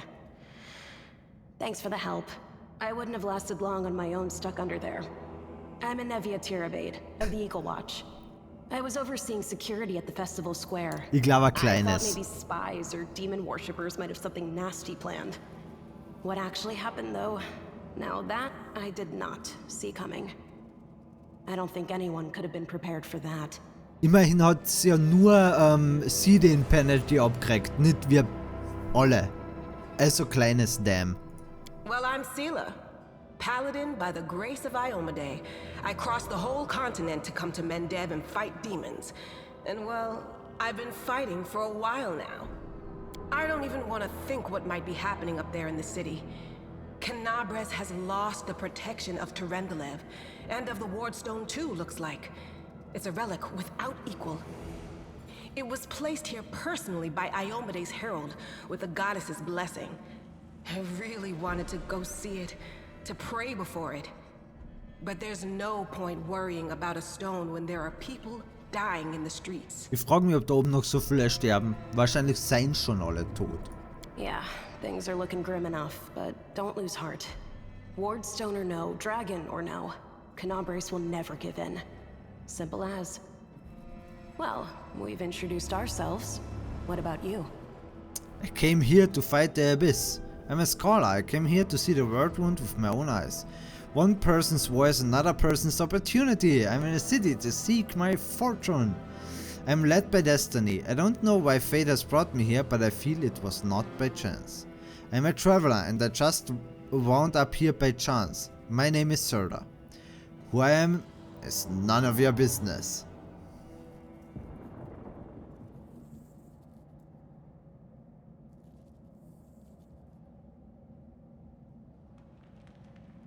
Irgendwie gefällt mir von den ganzen begründeten Antworten keine wirklich gut. Also, my name is Serda. Good to meet you. Now, tell us all about yourself. Whoa, girl. Slow down. Exchanging names is enough for now. We don't have time to be swapping life stories. We need to find a way out of here. Now then, I'll hobble my way out of here somehow. The city ain't far, only 30 paces or so. That's if you're going straight up, of course. I'm afraid we're gonna have to go the long way round. Die hat ihren Humor nicht verloren. There are 3 of us with 5 working legs, 3 pairs of decent hands, 2 clear heads, and 1 made of wood. That's mine. Underground monsters beware! Anevia, you stay behind us. You're in no fit state to fight.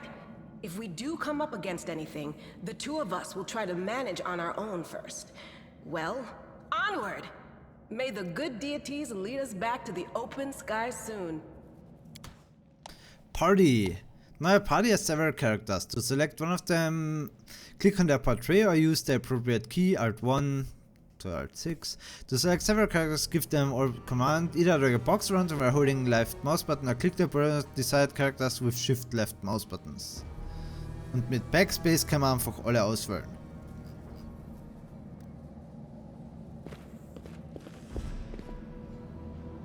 Loot!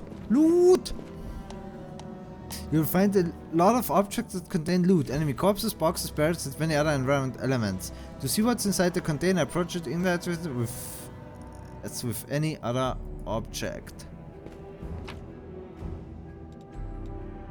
Alles mitnehmen, alles mitnehmen.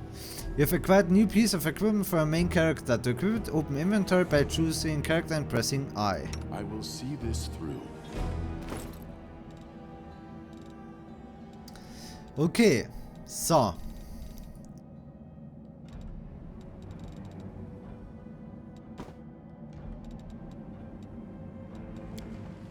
Character. Ah, ich hab da noch den Buff von dem einen.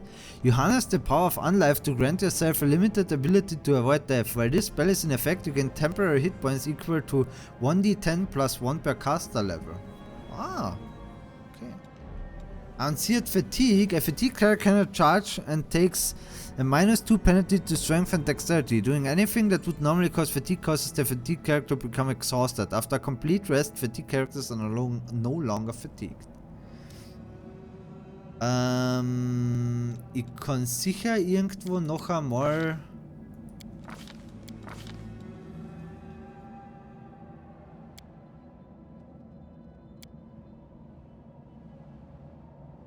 Pharasma, das wollte ich. Favorite Weapon, Dagger. Okay. Dagger habe ich.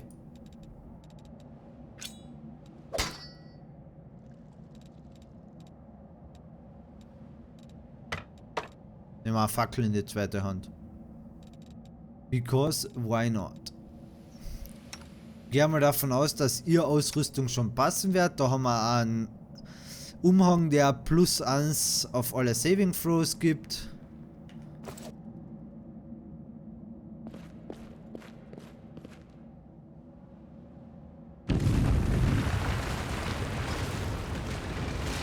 Can be used by this character, Tyrandalev's Scale.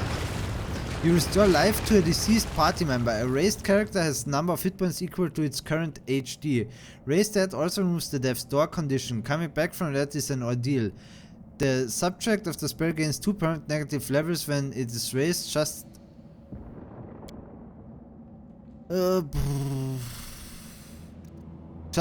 as if it had been hit by an energy draining creature, though it cannot gain any number of levels equal to or greater than its total hit dice this way.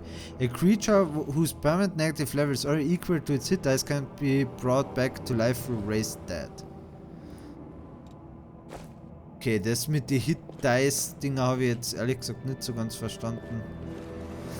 Okay, wen haben wir da? Who's there?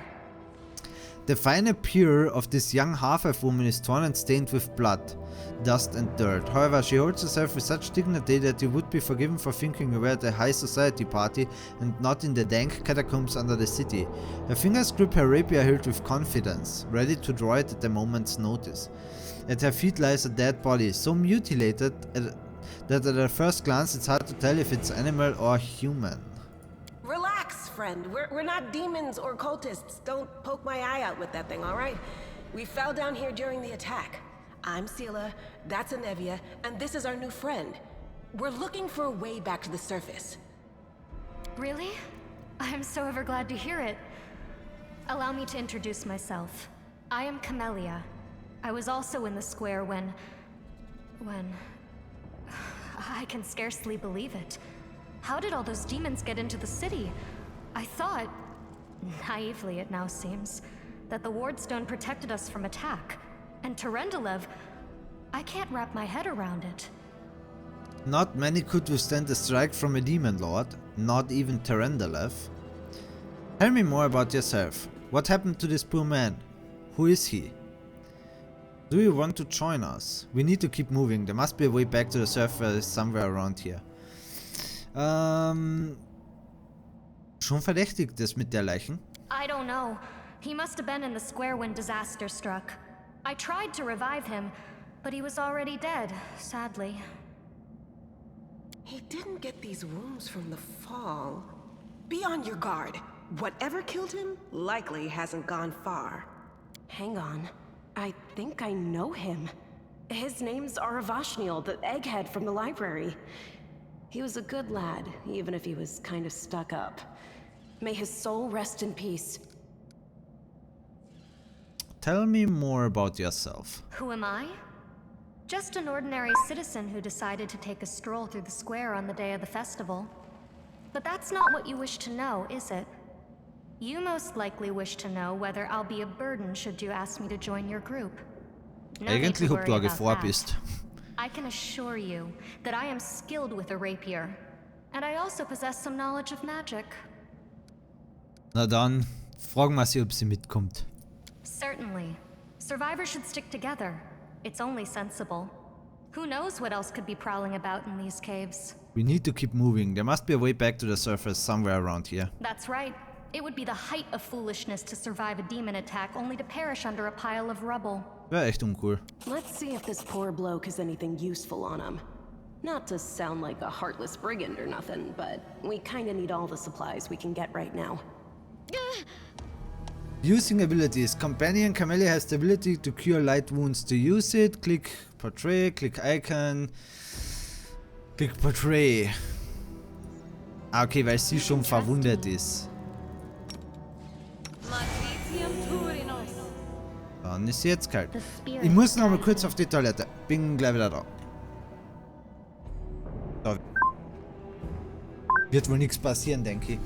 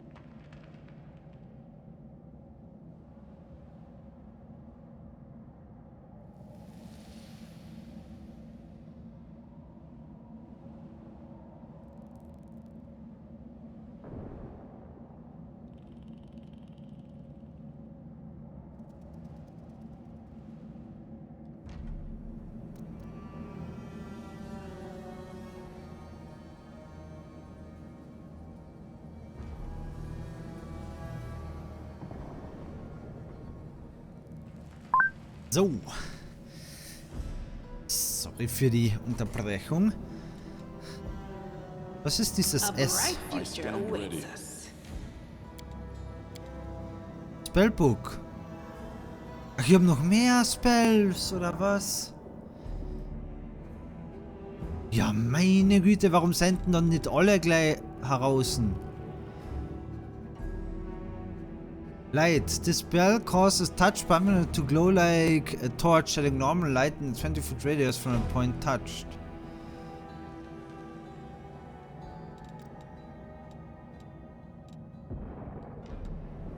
So wie Armor ohne Aufladungen und Armor mit Aufladungen. Dismiss Spell, das ist schon da hinten. Divine Sap.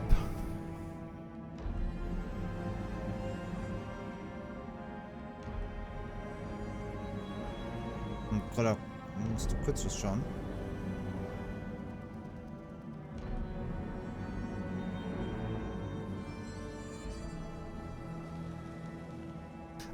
So, you unleash your divine powers against a single target. The target takes 1d3 points of divine damage. A successful save halves the damage.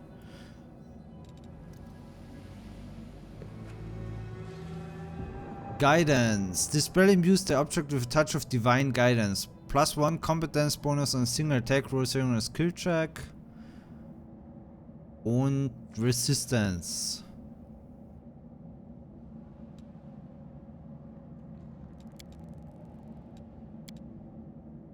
Und da haben wir noch Virtue. With a touch, infused creature with tiny surge of life, granting the subject 1 temporary hit point.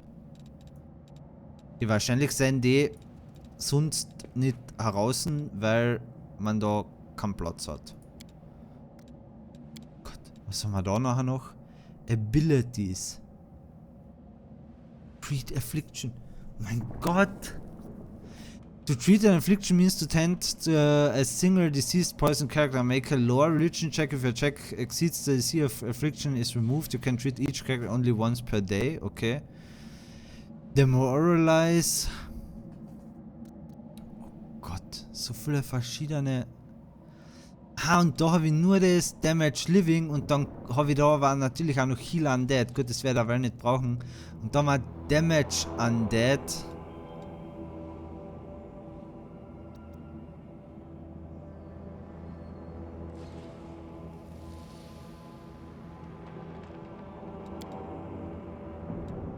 Wir ziehen jetzt einfach mal los.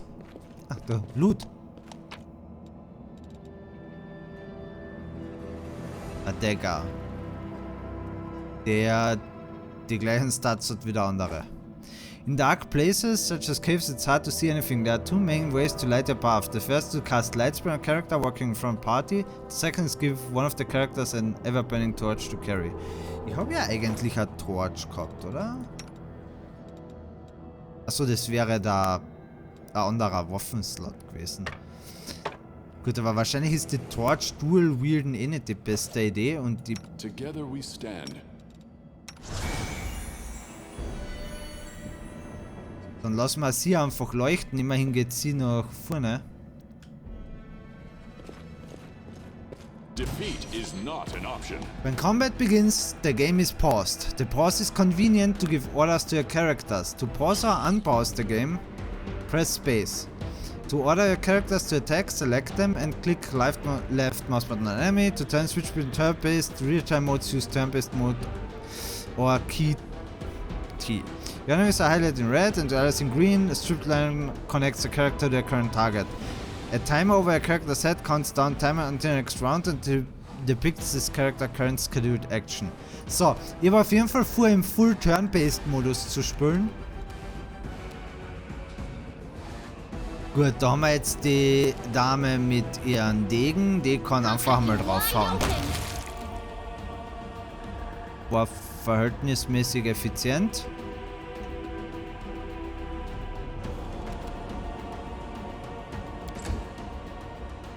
Okay, da kommt noch einer. Passt. Und noch einer.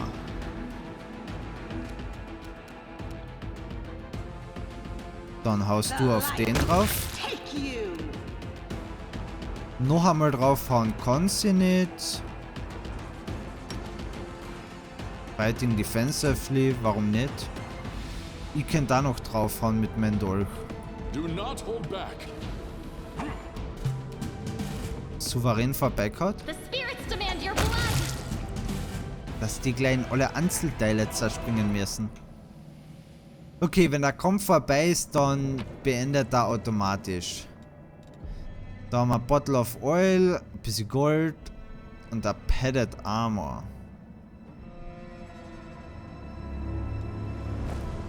Let us press on. Ich hab Studded Leather. Free Armor Class, minus Armor Check, Arcane Spell, Max Dex. Ah, okay, das wäre noch eine leichtere Rüstung. Wenn ich mit der Start wäre, jetzt nicht noch eine leichtere anziehen und die anderen, die hat sicher eine bessere mit 7 und sie hat mit 4 passt. Dann nehmen wir das einfach nur mit. We march ahead.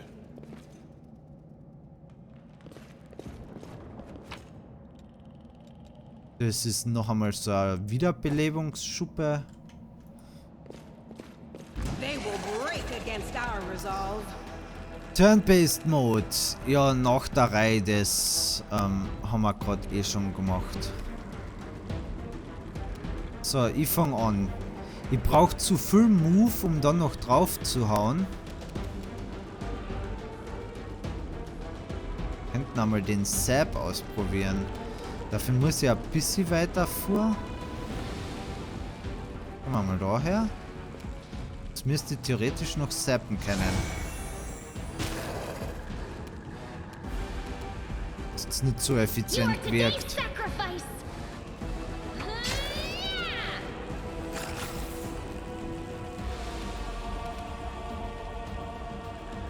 Es ist auch genau ein Stückel zu weit, um noch drauf zu hauen. Aber nachdem sie Tank ist, wird sie dann trotzdem einfach vorgehen. Kann ich jetzt nicht mehr attacken. Smite Evil. Ich sehe schon halb tot. Strike as one. Go for their hearts.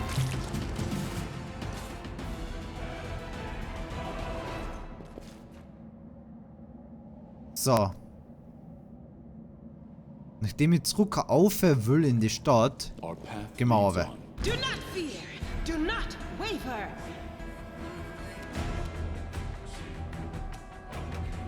Und wenn sich das ausgeht. Das letzte Mal hat sie die Dinger one-shottet.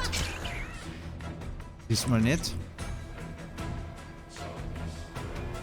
Spitting Giant Centipede. Wir treffen die auch nichts. Ah, okay, mein Zap kann ich mehrmals benutzen, oder was? Scheinbar. Das leuchtende Zeug schaut richtig schön aus. Voll. Ich kann scheinbar direkt wieder Divine zappen. Wo heißt der angeschlagene der da?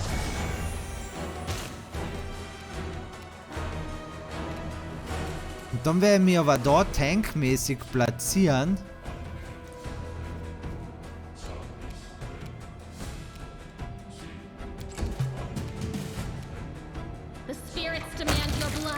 Effizient. Kann sie noch einmal? Na, sie darf nicht noch einmal draufhauen.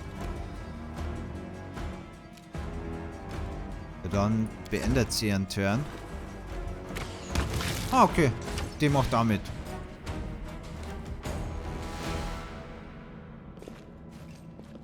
I will guide us. Loot.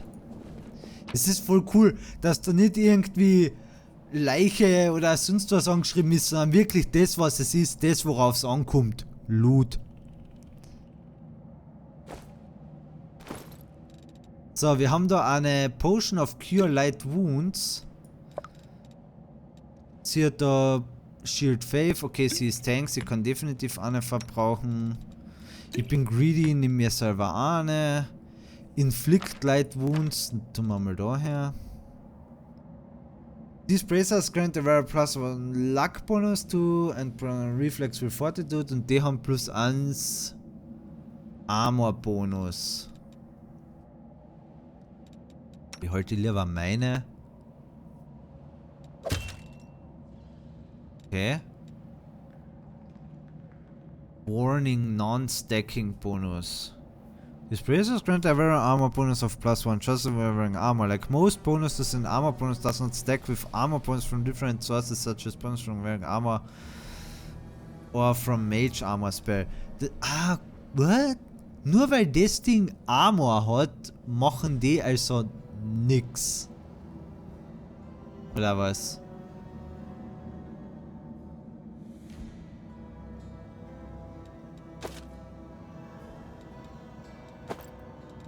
(14, 21, 21).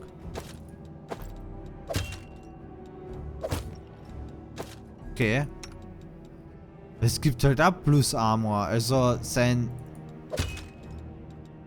Die Dinger voll für den Arsch. Also es wird sicher Anwendung dafür geben, aber... Jetzt in meiner Party...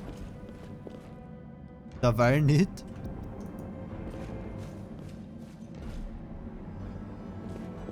Das leuchtende Zeug wirkt da irgendwie so ein bisschen wie so ein Korallenriff. Obwohl wir ja eigentlich nur in einer Höhle sind. Aber es hat schon diesen Korallenriff-Flair. Save the last one for me.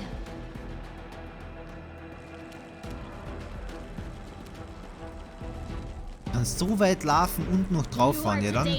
Greedy!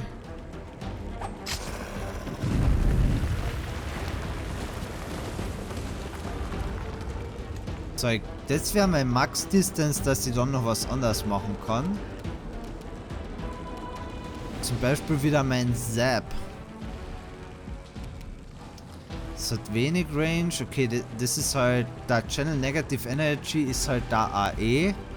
Fast wie Raid Shadow Legends. Hast du einen Werbevertrag unterschrieben oder was?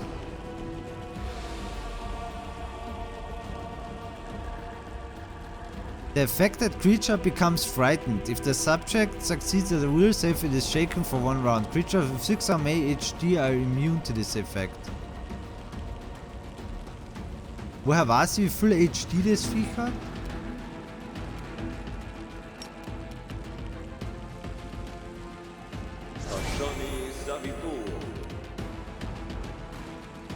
War das jetzt erfolgreich?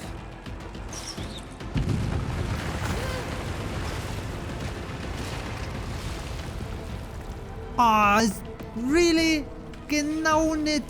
Punkt genau geht sich das nicht aus, oder was? Korallenriss soll eine nette Assoziation. Ich muss an Alice denken. Ah, okay.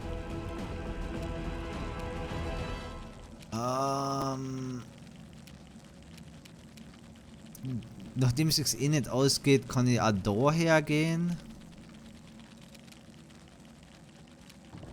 Aber ich könnte auch das Smite Evil einfach mal ausprobieren. Man muss ja die Sachen testen, die man hat. Okay, das... A parent can call out the powers of good... Vielleicht sollte man sich die Sachen vorher durchlesen.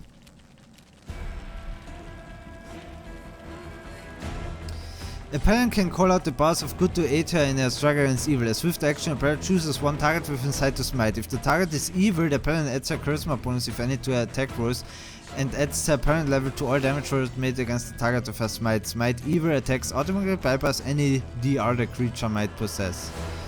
Damage reduction, okay. In addition, while Smite Evil is infected, the parent gains a deflection bonus to her charisma bonus, if any, to her AC against attacks made target of Smite. Ich bin mir nicht so sicher, ob das wirklich einen Effekt gehabt hat. So, die Fliege muss auf jeden Fall weg. Was hast du da? At first level can, as a swift action, grant +1 enchantment bonus for 1 minute to any weapon she's holding. For every 4 levels beyond first, the weapon gains another +1 enchantment bonus to a maximum of 5 at 70th level. This bonus can be added to the weapon stacking with existing weapon and has to a maximum of +5. Und dann draufhauen. Lebt halt immer noch.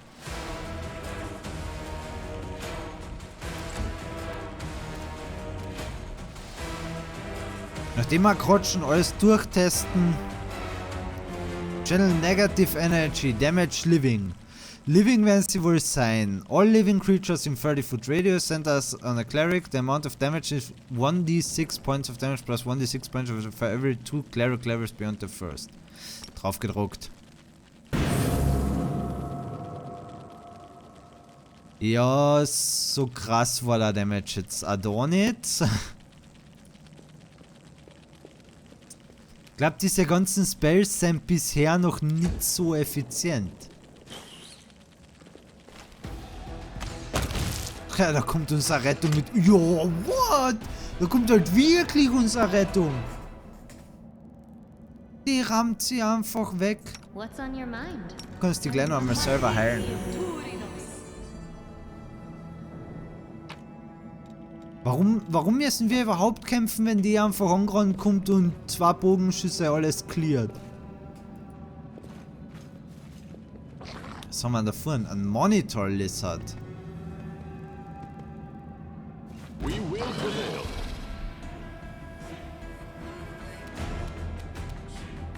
I'll cut you wide open.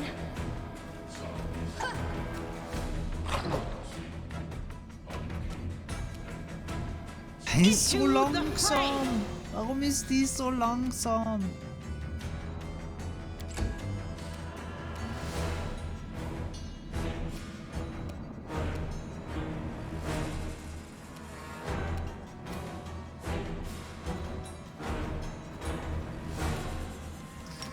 Bevor ich nur gehe, mache ich lieber diesen Sap. Wie sie damit macht, ja. The spirits demand your blood. Zum Glück trifft dieser Lizard halt auch so gar nichts. Guide my blade.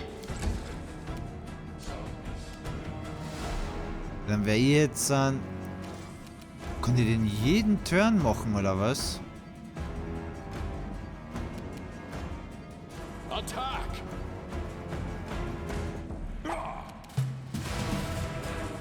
You are today's sacrifice.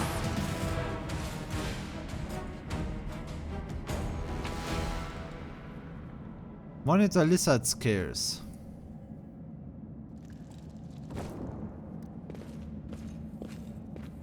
Let us press on.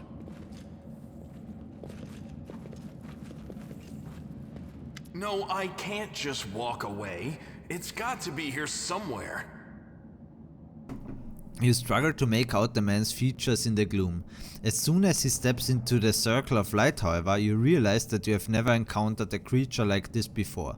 The stranger looks like the work of vivisectionist who attempted to stitch together a lizard and a man. When to look? The man notices you and freezes. The curling horn protruding from his head casts a malevolent shadow on the cave wall. What the hell? Lan, did you find it? Who is that? The woman looks just as strange as her companion, like a cross between a cat and a spider. When she catches a sight of you, she immediately drops into a fighting stance. Her movements reveal the lethal grace of a wild predator. Who is that? Also das wäre aber auch cool gewesen, auswählen zu können. So eine Mischung da mit so Spinnenfüße hinten raus. Das ist doch voll nice. The do-gooders here to save our mongrel souls, no doubt. Wait, they might know what's going on up there. Demons are laying waste to Canabras. Why should I tell you anything? Who are you? Tieflings? What is this place? What are you doing here? Oder evil? Attack. Monsters like you don't deserve to live. Das siege ich jetzt in der Situation gerade nicht. Aber fragen wir mal, ob es Tieflings sind. Who are you? Tieflings? Tieflings are the descendants of people who sullied themselves by mating with demons. Our ancestors would never sink that low. We are the Underground Crusaders, the children of the Crusade's finest. Aha. Sadly, Underground Crusaders is a bit of a mouthful, so people usually just call us mongrels. Also ein gewisser jemand wäre nicht erfreut gewesen, wenn man eine Spinne auswählen könnte. Oha.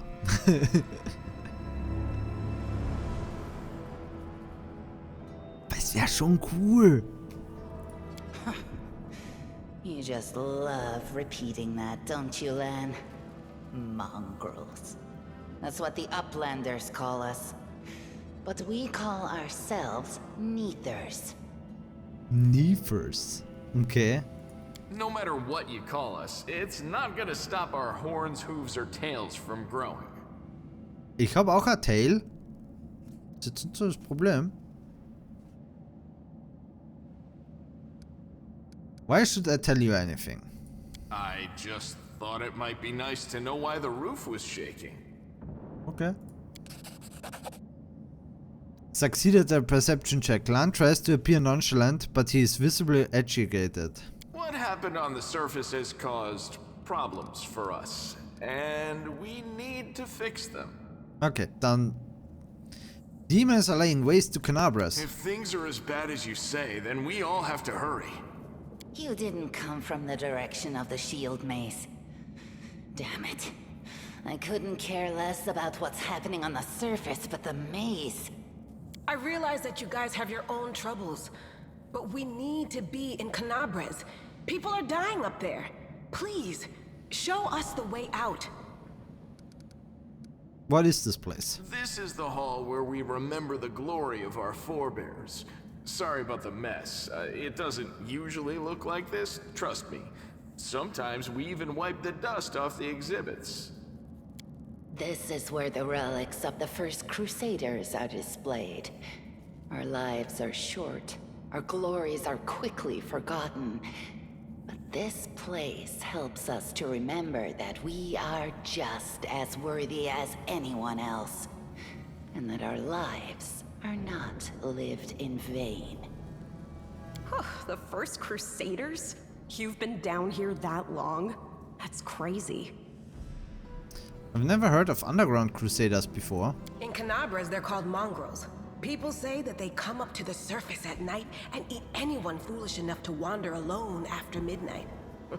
To tell you the truth, I thought you guys were just a tale to tell kids at night. Die übliche Monster im Wandschrank-Story. That's human gratitude for you. Our forefathers suffered the Monatliche consequences of Entwicklungshilfe. demonic corruption. Wir hoffen, all dass to euch da protect drüben schon Mendev besser and geht. Golarion. And for what? So we could become monsters used to frighten children.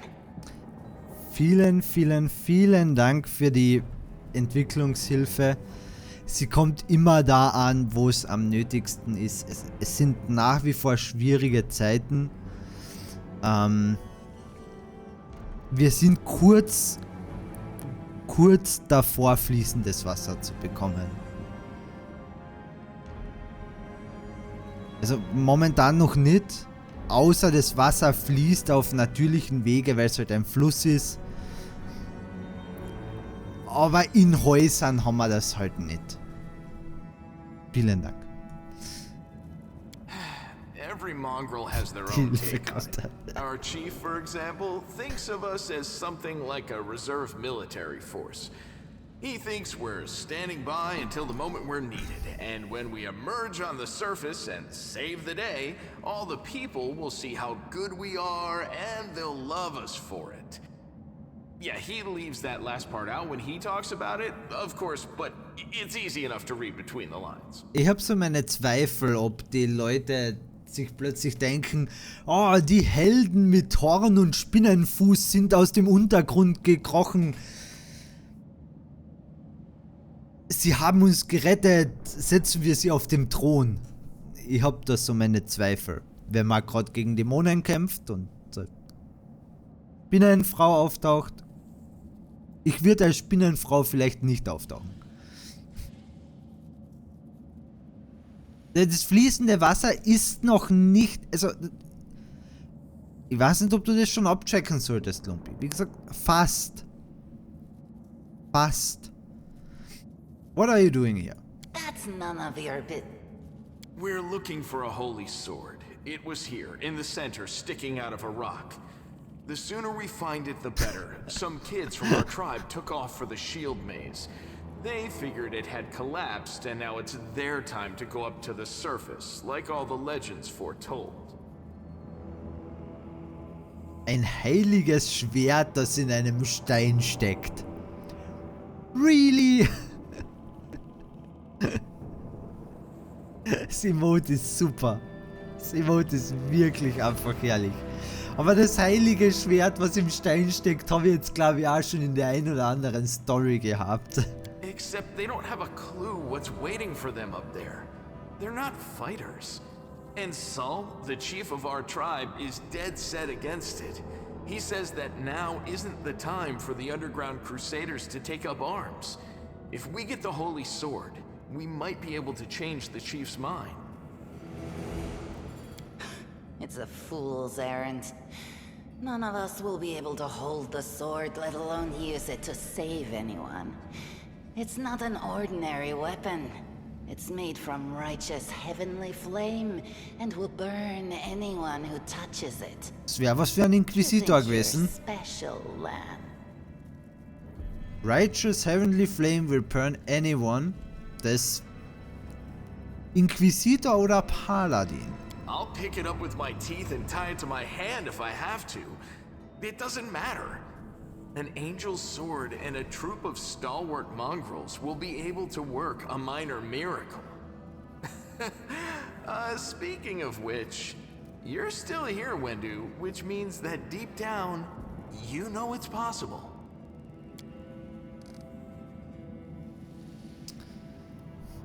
Purge it with flames.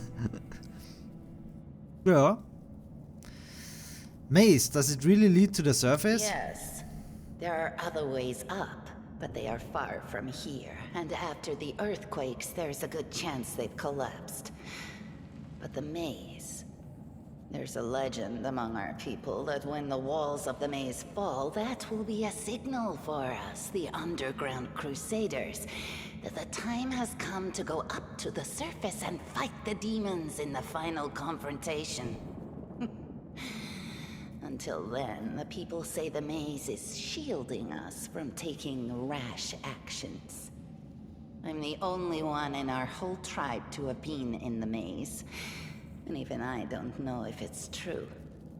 But the further I went in the maze, the fresher the air became. That means that it really must lead to the surface. Purge it with flames ist so das Thema von meiner Warhammer 40.000 Grey Knights Armee. Möglichst viel Flammenwerfer auf die Troops verteilen. When the ceiling and walls started shaking, the young ones in our tribe lost their heads. They figured the maze was going to collapse, so it was time to go up to the surface. They grabbed whatever weapons were on hand and ran off toward the maze. They think the maze is no longer a danger to them. They've been listening to Wendwog too much. Also muss ich mir dann noch durch irgendein Labyrinth raussuchen, oder was? Don't try to blame this on me. Yes, I told them that our people are capable of making our way through the maze. In the future. But I always told them to wait until I had made a map of all the maze's dangers. I warned them 100 times. But it was no use. My words just went in one ear and out the other. A sword of holy flame? How did it wind up down here? It came here with its owner. A long time ago. 50,000 gongs to be precise.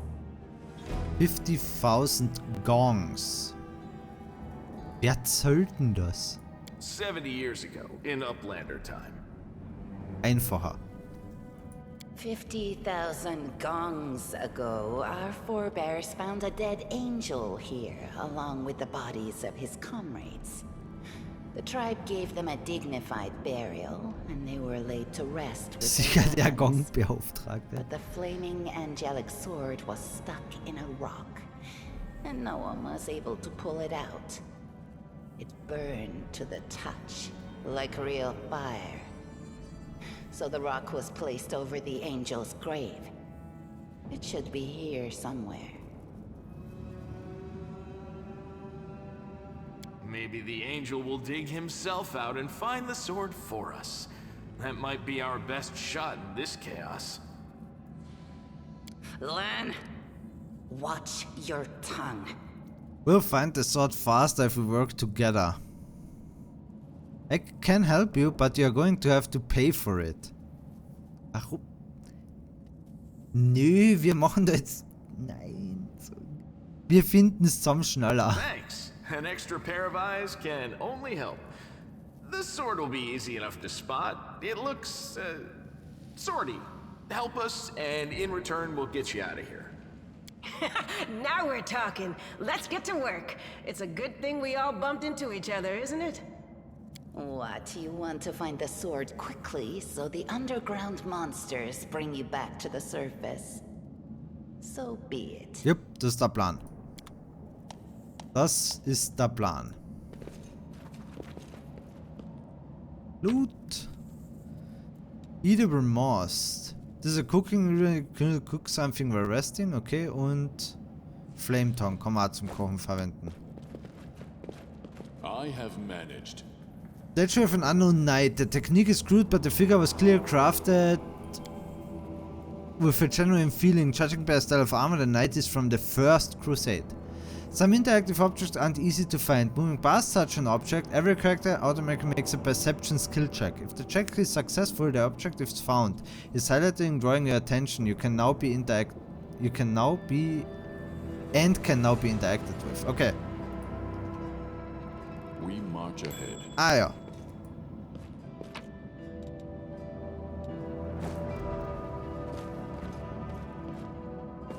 No, what is that?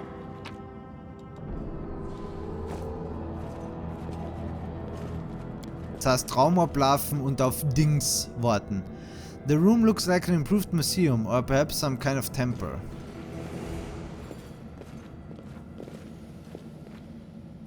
That is quite Ding. a discovery.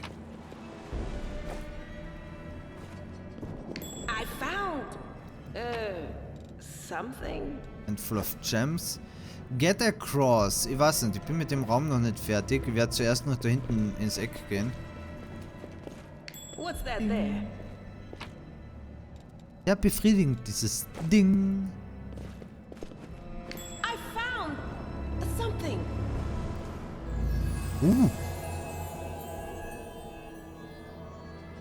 Das heilige Schwert.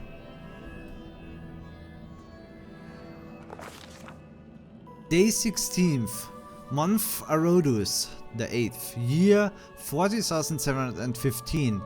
A strange flash pierces the gloom, and Sirda feels drops of searing blood run down his chest.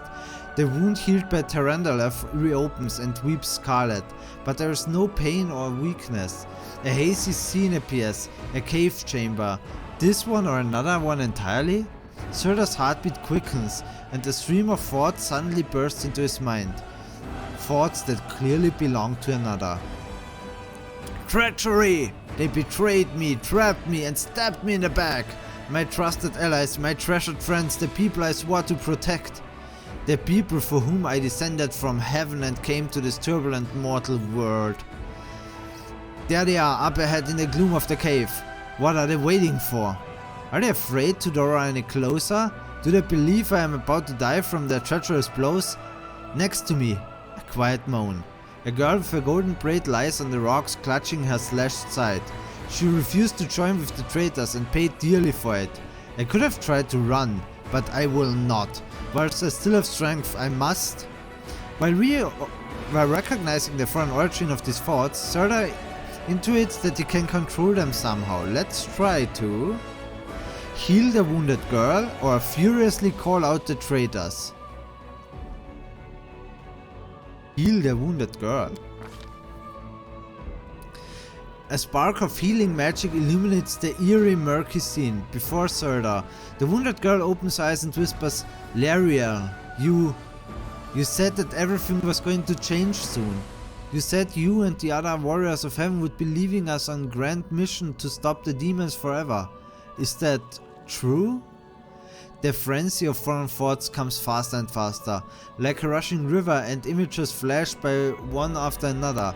A priestess in colorful robes observing the stars, a young female paladin praying, clutching her glowing sword, a majestic golden-winged angel gazing into the distance, his face covered by a helmet, but his voice is ringing clear. Only if you are willing, and only if you are ready. There is no going back. Then don't waste your strength healing me, the girl whispers. Your mission is more important. You. Take care. It is near. There, in the vision, the darkness in the cave stirs into motion. Something massive appears from within its depths. A vague shadow, an outline, a nightmare come to life. A wave of odious chirping and rustling emanates from the shadow, the sound piercing like hot irons lancing through flesh and bone. The traitors fall to their knees before the shadow in reverent ecstasy, and the wounded girl thrashes in her death throes.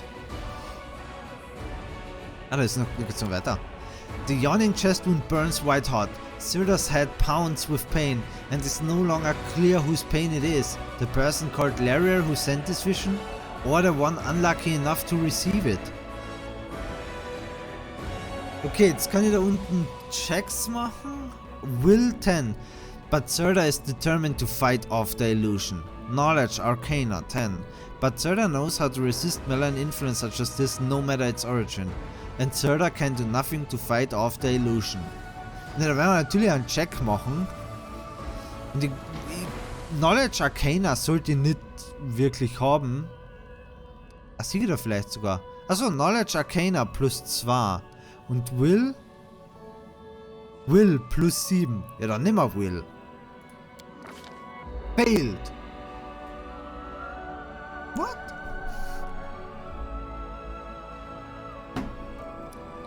Ich hätte jetzt gedacht, wenn ich plus 7 habe, muss ich nur mehr 3 würfeln oder so. Egal. Failed the will check. The force of this terrifying attack, though originating in a vision, is much greater than anything Sirda can withstand. Crippling fatigue drags him to the ground, hands trembling, cold piercing his skull and slowly creeping along his spine. The one who sent the vision is experiencing something similar. He is broken and exhausted. A monstrous shadow emerges from the murk of the cave. It is not real, it exists only in the strange vision of memory, but the thrill of fear it provokes is more than real. The shadow's features starkly resemble those of the Skari, the terrifying demon lord. In a movement as swift as though itself, the monster's hand is wrapped around the throat of the one they called Lariel. The foolish angel struggling on the rocks, like a fly with its wings torn off, intones the shadow. Its voice changes as it moves, shifting from a quiet whisper to a sonorous shout, becoming young, then old and quavering. Where is your goddess, angel? Where is her self-assured terror? How is it that you are dying here alone, so far from the light of your heaven? Aber mit Checks verhauen habe ich ja in Disco Elysium auch schon drauf gehabt, also wenigstens schreiben sie doch nicht direkt an. 92% Chance. Fail. A strange calm envelops the thoughts of the one called Lariel. He recognizes who stands before him, and he knows he will never bow down before this enemy. The flaming sword flares to life in his hand, bright, pure, flickering with multicolored sparks like a sunbeam through stained glass. Slash! The blade slices through the demonic creature's flesh, and the monster recoils with a howl, releasing his grip on Lariel's throat. The angel falls back heavily on the rocks. His vitality is ebbing, but his pride remains undiminished. He grips the sword and with his last burst of strength plunges it into the rock. Sirda senses that the vision is fading, the rush of thoughts diminishing like a river running dry. The last thing he hears is this: "You will kill me, monster, this I know. But one day someone will come here and raise up my sword.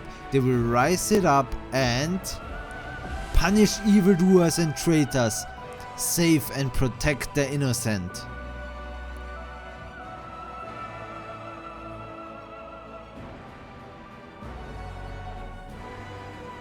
Ich fühle mich mehr als der Save-Typ. Als der Punish-Typ. Nö. Save. Save and protect the innocent.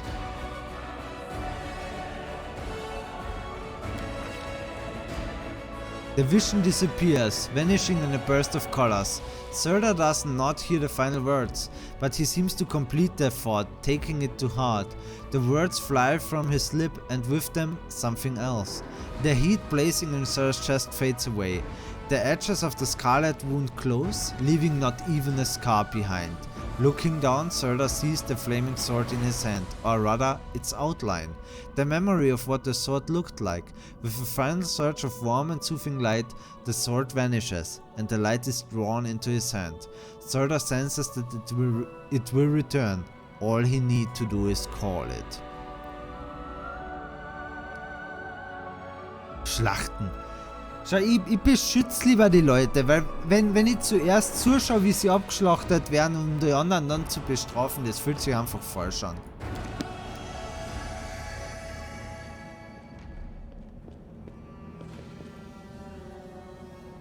Du als alter Face-Hunter-Spieler... You were kinda glowing. Ja, ich weiß, just da ist now. das anders.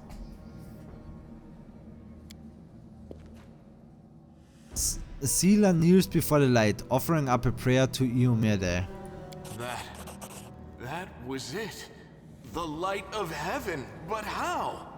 What did you do with it? Where did it go? You saw it too? The traitors? The dying girl?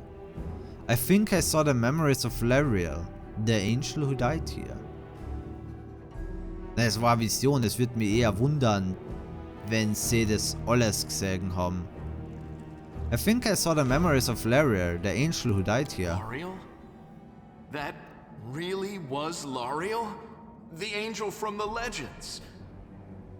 The ancestors even got his name right on the gravestone. The chief will be thrilled. You.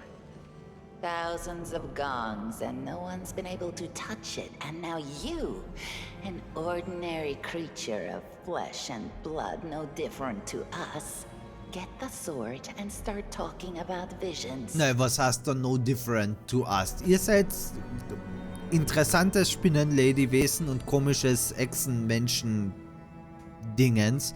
Und ich bin ein pretty Fuchs. Ist schon ein Unterschied. Now, Wentwog, don't be a sore loser.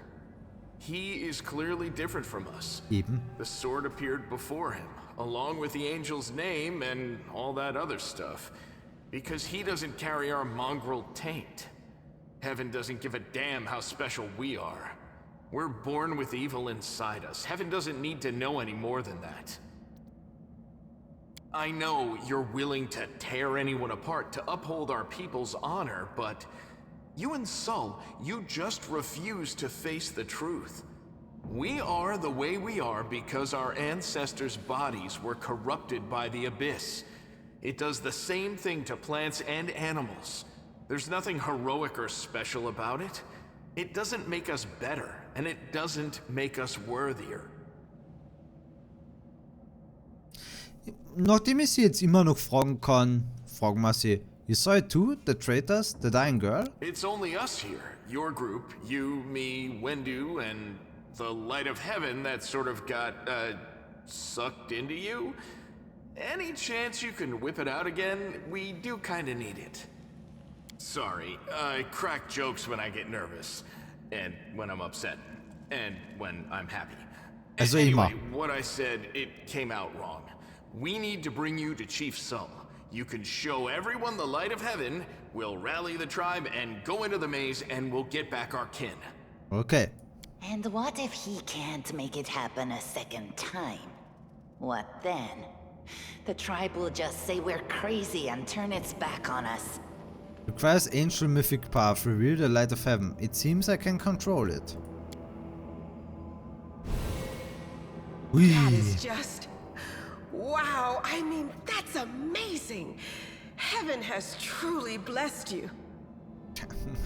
This power is the most majestic thing I've ever seen in all my life.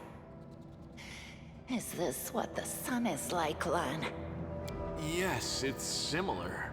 But this light is more... golden? Chief Sol needs to see this. Now that we have the power of angels on our side, he can't say no. He'll have to assemble a troop to storm the maze. You Uplanders care about your kids, right? Help us save ours. Without them, we won't survive. And then, the perils of the maze won't be so bad if we go together. We'll make our way through it and find the way to Canabras. Lead us to your chief, and I'll decide if I'm going to help you or not. Let's go. We'll take the short route. Well, the only route, really.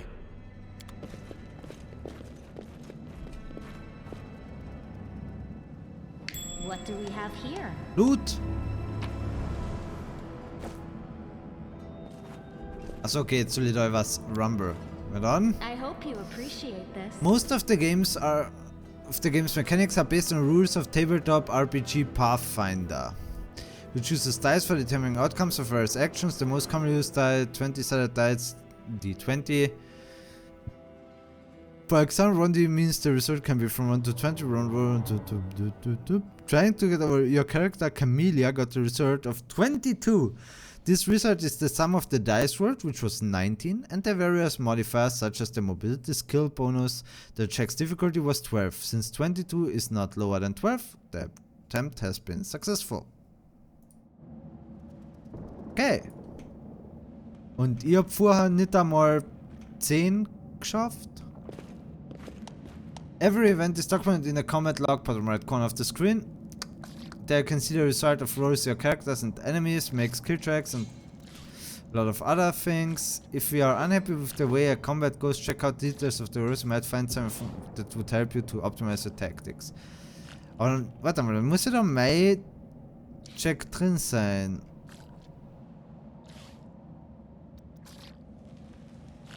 Interessiert mich jetzt an. Und vielleicht nur Event? Na, Event ist es nicht. Dialog. Okay, man kann das größer machen. Tada!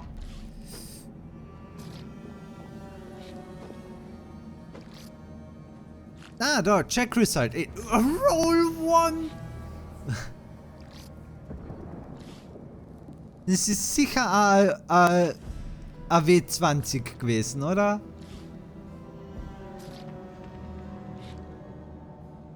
Wenn nichts da steht, ist das ja sicher ein... Oh Gott.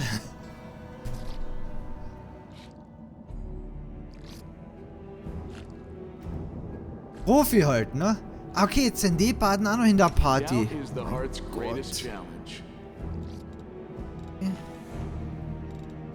Kann man die da verschieben? Ne, aber wodurch definiert sich's, wer auf welcher Position läuft? Weil das ist eine ziemlich unnötige Formation. Ah, da. Oh.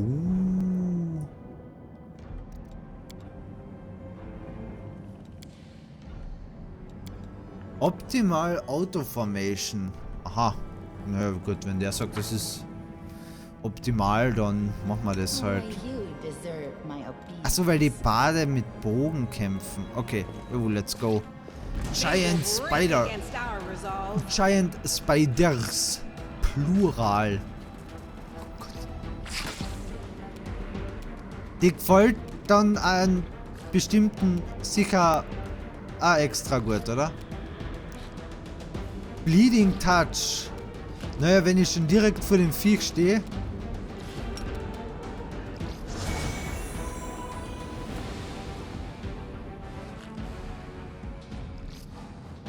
Ich glaube, ich habe getroffen.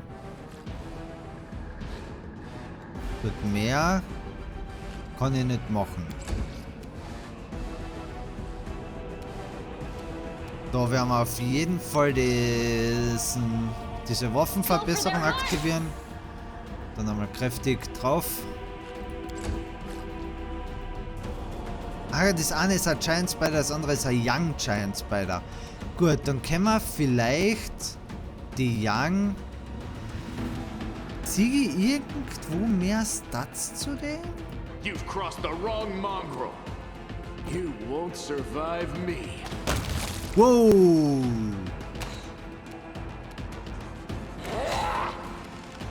Jupp, Full Gags war seine Aussage.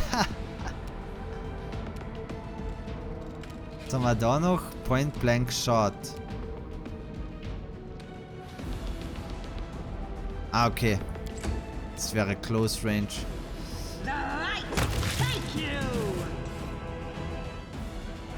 Ich glaube, mein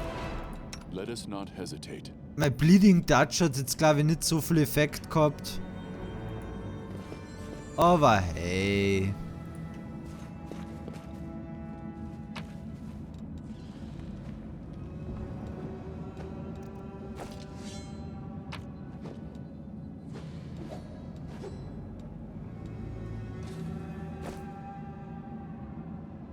Okay, da ist wieder ein Rubber. Da geht scheinbar ein Weg weiter. Na dann. Er wird ja selbst schreiben, wenn der Laptop heute nicht so spinnen würde. Oh je. The mongrel did it. Hat er aber gestern auch schon. Yet another obstacle. Oh je, was haben wir da? Small Earth Elemental, okay. I'll rip you apart!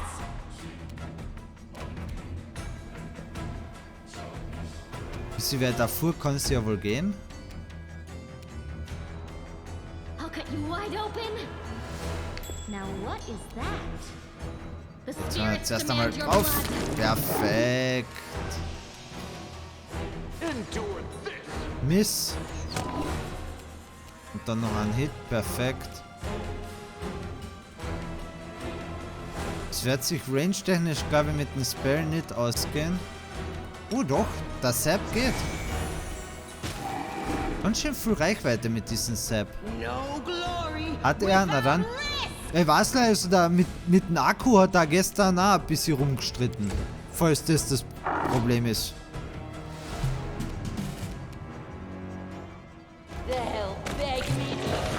Die Bogenschützen seien nicht unpraktisch. Wand of Cure Light Wounds.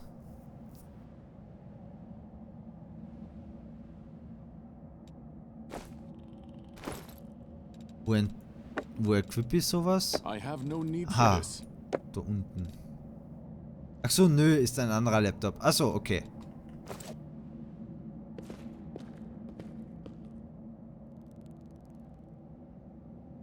Gut. So viel hat es da jetzt nicht gegeben. Wahrscheinlich tun wir jetzt beim Zurückgehen auch noch weh. Na? Hat aber scheinbar gar keinen Check gehabt.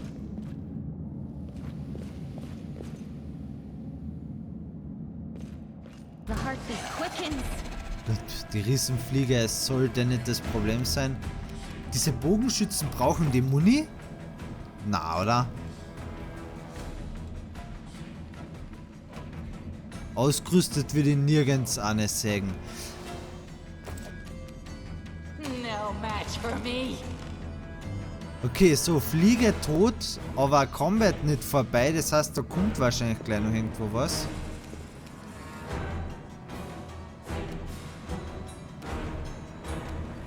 Machen wir mal mit ihr weiter vor. Ah, da ist es.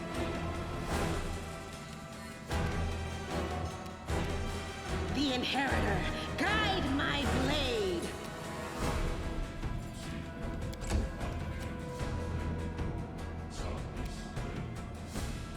You are today's sacrifice. Kann zwar leider auch nicht draufhauen, aber dann habe ich die Milis schon ganz viel. Da kommt noch einer. Sehr schön, greift den Tank an, so mögen wir das. Make every strike count. You've crossed the wrong mongrel.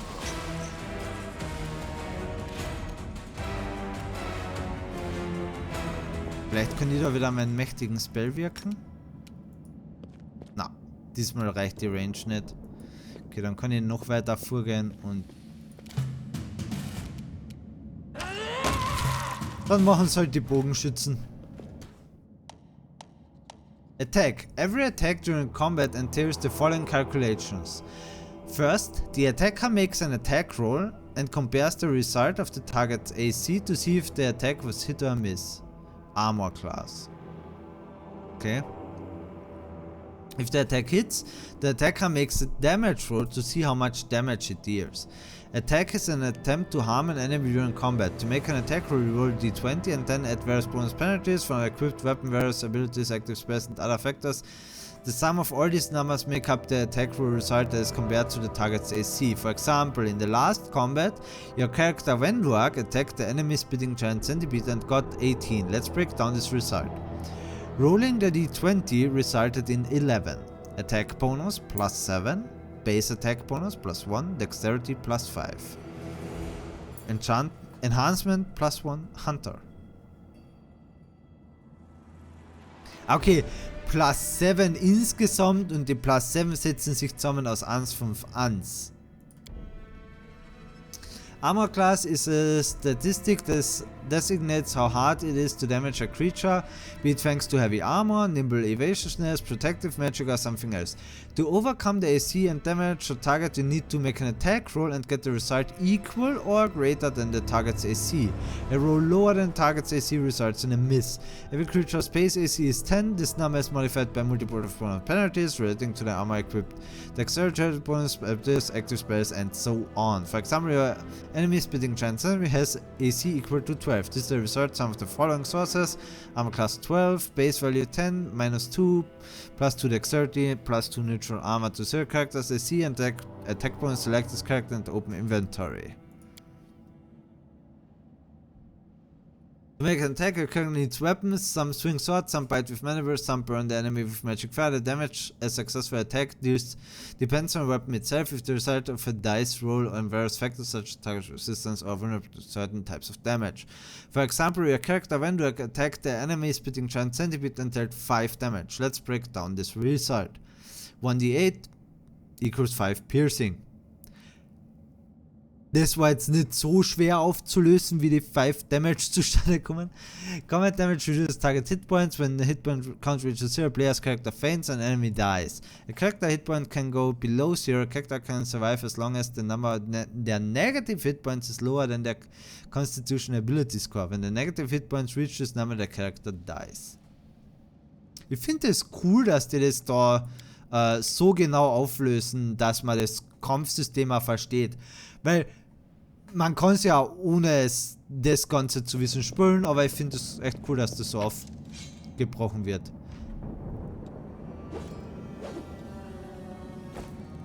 So, was ich mir jetzt überlegt habe, die tragen ja keine Armor.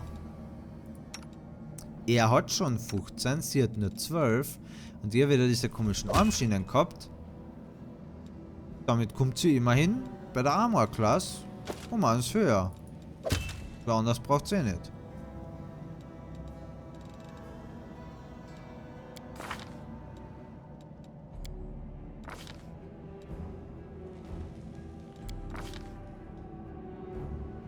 Longbow, Shortbow. Longbow, Shortbow. Dann werde ich die Armbrust wohl einfach eingesteckt lassen dabei.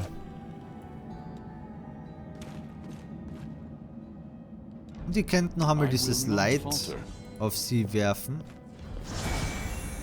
Nämlich aus. Gleich viel hübscher.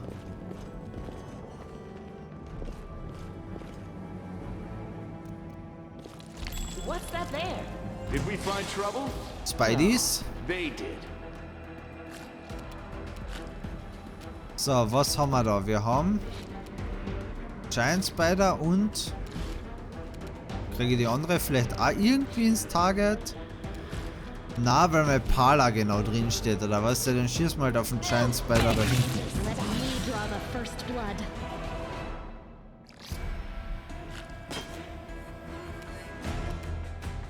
Okay, das ist ein Young Giant Spider.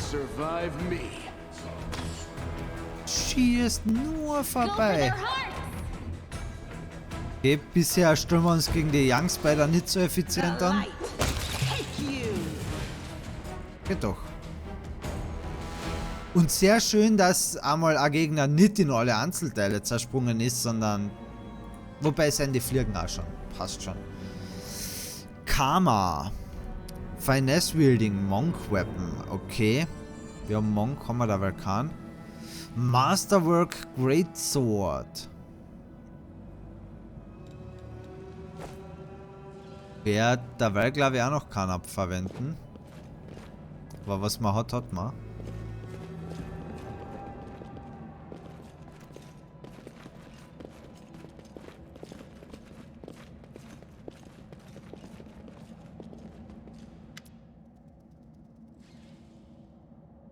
Venduak glances at Lan, who is fixing his slipped bowstring, and quickly walks over to you. Her cat-like eyes glow from beneath her hood.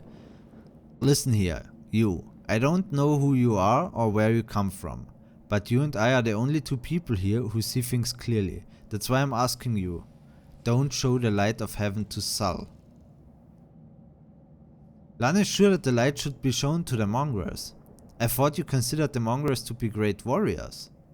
Don't you want to save the kids lost in the maze? I'll think about it. Let's go. Na, da will ich schon, also let's go fällt schon einmal weg, da will ich mehr drüber wissen. Ja, und the reason ist, wir sollen es sagen, damit wir die Kinder retten können. Also, don't you want to save the kids lost in the maze? I do want to. But I'm not going to risk the future of the tribe for the sake of a few stupid kids. Chief Sul is hesitant, and for good reason. He also understands how dangerous this is for the tribe. Lan's the only one who benefits from these childish games of heroism. I'll go alone if I have to, and find them, or whatever's left of them. Without any heroics, relying only on myself, risking only my own life. Venduak slows. You and your friends, you can come with me. Perhaps we can make it to the end of the maze together, and find the way out to the surface.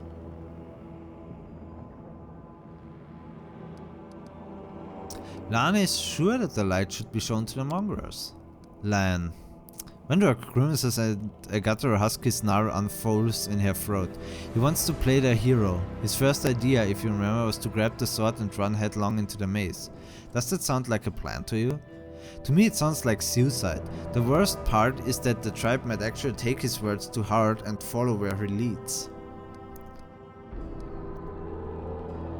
I thought you considered the mongrels to be great warriors. The descendants of great warriors. I believe that my people are worthy of greatness, that we are strong and can do many things. That's why we were chased down here. We scared people. But it's one thing to go hunting in the caves and another to fight in the shield maze. Venduak leans closer, her pupils dilating. I've been there.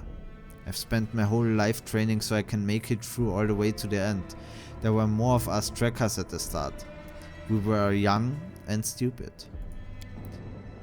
What's a couple of monsters when there's a whole world out there waiting for us? That's what we thought.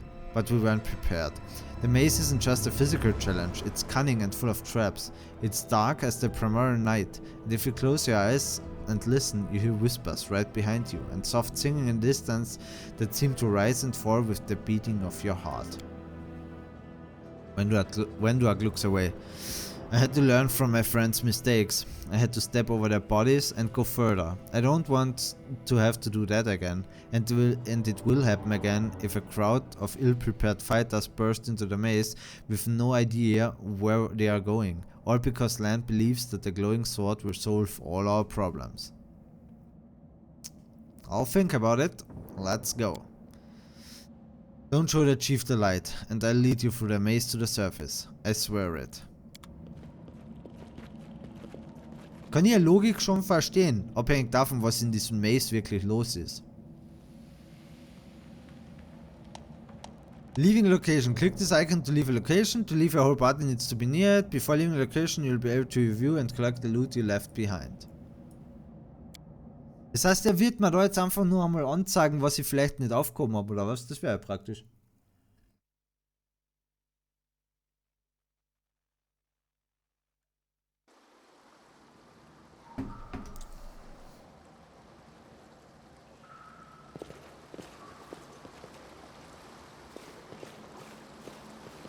Mehr mongrels.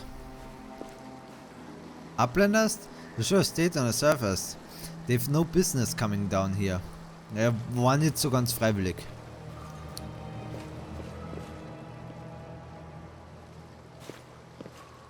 Okay, Hörner. Der schaut interessant aus. Jo, die haben also alle irgendeine Mutationen oder wie sie es immer bezeichnen.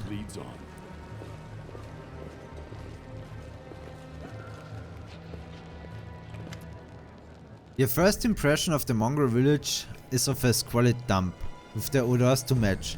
Unblinking, glowing eyes watch you from the gloom and deformed shadows slope between the huts. You see some mongrels gutting white, eyeless fish, while others are repairing fishing nets. All the signs of normal village life, but tense expectation hangs in the air. Chief Sal. A heavy-set, aged mongrel slowly shuffles his way towards you. The hair on his head grows in limp, wispy strands, and his face has a distinctively rat-like appearance with pronounced teeth, and you hear a rattling sound in his chest with every breath he takes. One of his eyes is wide, fully scarred by cataracts, while the other gleams with moisture. Uplanders, huh? End times are upon us, indeed. Gott, die End Times. Meine Güte, jetzt kriegen wir dann auch noch Age of Sigma oder was? Nein. Chief Sal, we found the angel sword and we found the one who can wield it. Lan points at you. He had a vision and now the angel sword together with the light of heaven are somehow inside him. Gather the tribe, anyone who can hold a weapon. The young ones are still alive. We can go save them. Sal raises his hand with ragged, broken fingernails. Ah, Lan, always dreaming, always talking. You are too hasty for your own good. Darüber sprechen wir nicht. Ich hätte es überhaupt nicht sagen dürfen. It's going to get you in trouble. Sal eyes you up and down. An uplander with the light of heaven? That's too good for us. Our kind don't have good things to happen. There's always a catch. Lan trusts people because she likes to believe. Isn't that right, Lan? I'm the chief. I don't work on faith. Show the light. Wenduak stares at you intently like a cat watching a bird and shakes her head in warning. Dialogue options restricted by mythic paths. Throughout the game, you will occasionally encounter colored options marked as associated with a specific mythic path. These are dialogue branches that embody the spirit of a particular manifestation of mythic powers. In the earlier stages of the game, these options must be selected in order to gain the opportunity to set out on a corresponding mythic path. Once your mythic path is set, unique alternatives inaccessible to other mythic paths will become available to you. So, wir haben zur Auswahl, is there someone else from the surface here?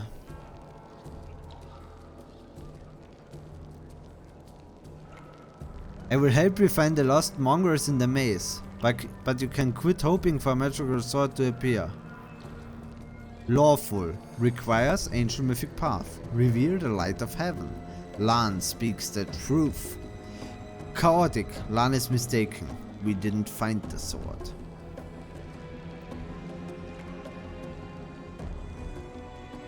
Ich finde die Logik von der Wenduak ehrlich gesagt schon nicht schlecht. Also wenn ich mir das Dorf so anschaue, scheint es mir jetzt wirklich nicht unbedingt das Kriegerdorf schlechthin zu sein.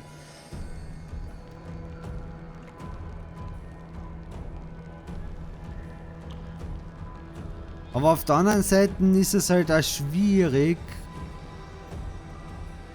Wobei, na, wenn ich drüber nachdenke, theoretisch würde ich jetzt zwar eigentlich sagen, naja, es geht ja darum, die Kinder zu retten, da sollte jeder mit, ob er jetzt ein großer Krieger ist oder nicht. Aber basierend auf der Logik hätten sie es schon tun sollen, bevor er mit einem magischen Schwert angetanzt kommt. Und sie haben es nicht getan.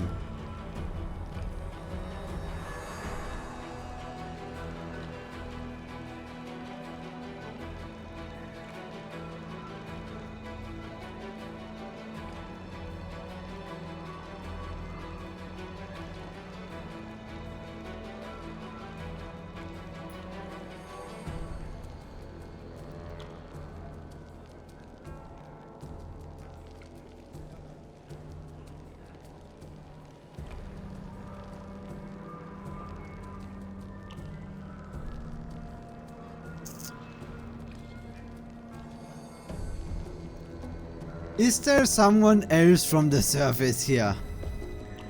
Sal points off to the side. There he is, hale and hearty and prim as a peacock, just like me. Sal asks but quickly turns business. Sh not good, too many uplanders. Not good, sh not right. What are you up to here?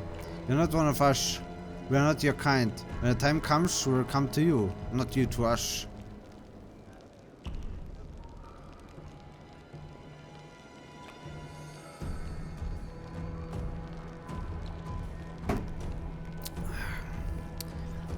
I will help you find the lost mongrels in a maze, but you can quit hoping for a magical sword to appear. At last someone's talking sense.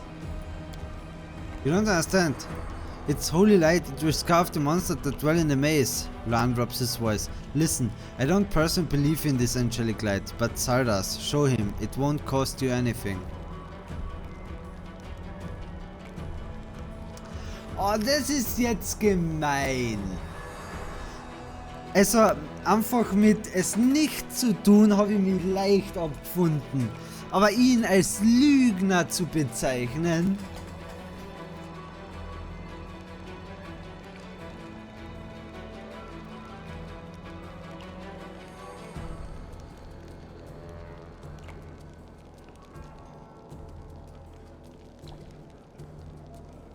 Mann, fieses Game.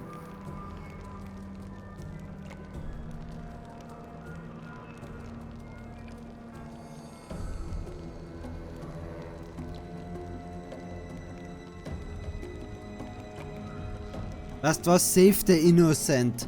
Wir müssen die Dorfbewohner vor sich selbst beschützen. Ich hab beim Engel Save the Innocent genommen. Meiner Meinung nach ist Save the Innocent die Typen nicht mitzunehmen. Die wissen ja nicht einmal, wo bei einem Stock das richtige Ende ist. Lan is mistaken. We didn't find the sword. Lan whips around to look at you, stunned. He clenches his fist for a moment as if planning to shake the truth out of you, but he quickly gets a handle of himself. I don't know why you are lying. No doubt you have your reasons. But I know it's a lie, and you know it. And Wendu knows it. Lan returns to Wenduak. Tell him, Wendu. Wenduak stares blankly back at him. I saw the light shining between the rocks, and then it went out. Lan saw what he wanted to see. Why are you doing this? Doing what? Telling the truth?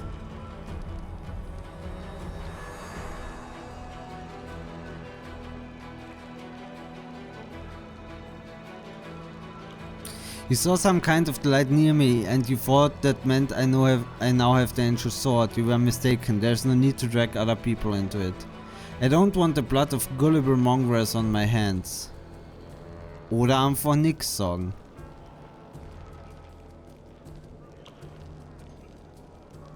Was ist gullible?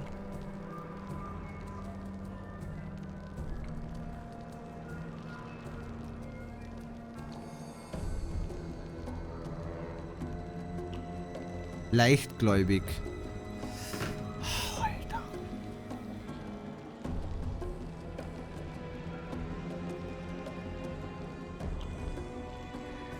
Aber das ist die Reason. Naja, eigentlich nicht einmal die Reason, so. Ich will sie beschützen. There is no need to drag other people into it. The scaly half of Lan's face is experimental as always, but the human half is twisted by the pain of betrayal. I see how it is. You and Wendu have worked everything out between yourselves. Lan parks a hollow laugh. I'm such an idiot. Lan beats his fist against his forehead, causing a few scales to flare off. An idiot who decided to trust you. Everybody around me said they didn't want to go anywhere or save anyone, but I didn't believe them. I always have to take things further than anyone else, isn't that right, Chief? Fine, I see how things are. I don't need any more convincing. Lan offers a crooked smile. Peace, Lan. Miracles are not meant for us. We the tribe, we wait. If you are one of us, you will wait. We are not going anywhere. Uplanders, rest now. There's a hut over there, you can rest there. Lan is silent, his eyes shifting from you and Sal to Wenduak. You made the right choice. It was lesser of two evils, and now rest, so we can be at our best when we go into the maze. I promise to lead you to the surface. And I will. Combat victories and other achievements give your character experience points. After accumulating a certain amount of experience, a character gains a new level.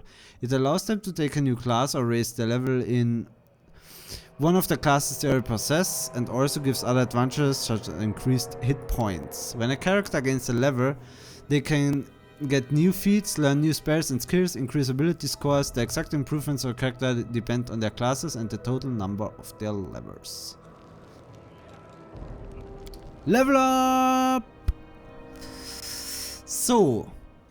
Ah, okay. Das heißt, ihr könnt jetzt theoretisch sogar schon Klasse wechseln. Werde ich natürlich nicht tun.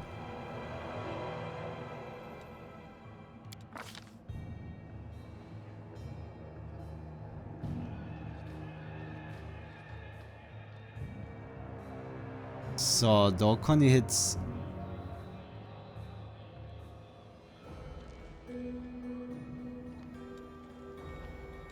Knowledge Word.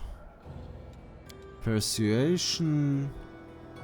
Dann tun wir noch in Arcana ans. Da kennen wir uns auch ein bisschen aus. Resort.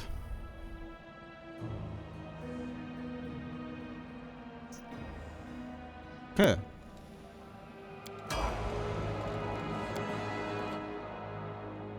Wer jetzt alle, also Klassenwechsel macht glaube ich nicht wirklich Sinn so early.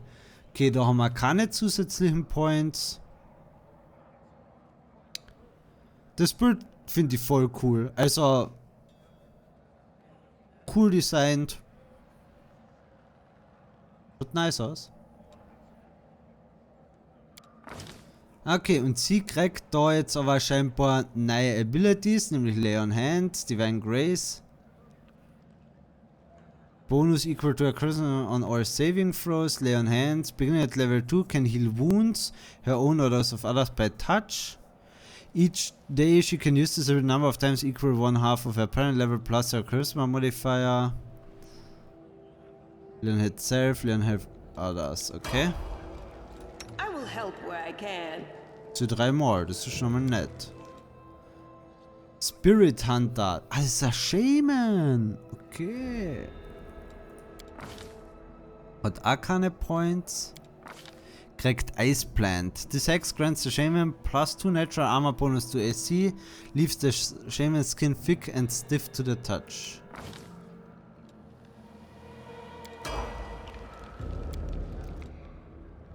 Er ist noch in meiner Party. Monk, Zen Archer. Okay. Precise shot. You can now shoot or throw ranged weapons at an opponent engaged in melee without taking the standard -4 penalty on your attack roll. Ja, warum nicht? Way of the Bow, Longbow. At second level, a Zen Archer gains weapon focus as a bonus feat with one type of bow. 6th level gains with the same weapon as bonus feat even if it doesn't meet the prerequisites. Ich finde Longbow cooler. Und da haben wir einen Fighter. Bonus Combat Feat. Deadly Aim würden sie vorschlagen scheinbar. You can choose to take -1 penalty on all ranged attack rolls to gain a +2 bonus on all ranged damage rolls.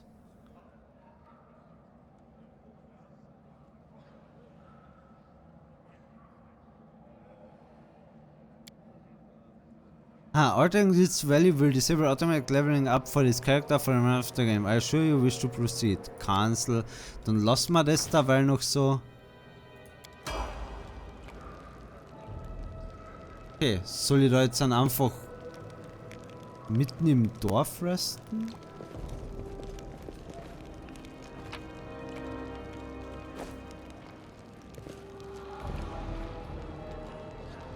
Erst einmal noch leer looten. Wir brauchen das sicher nicht mehr. Dann drücke ich da jetzt einfach mal auf Rest, oder was? You cannot rest here. Scheinbar nicht.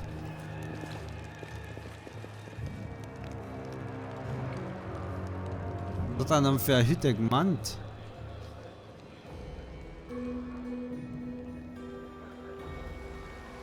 Ach, da unten.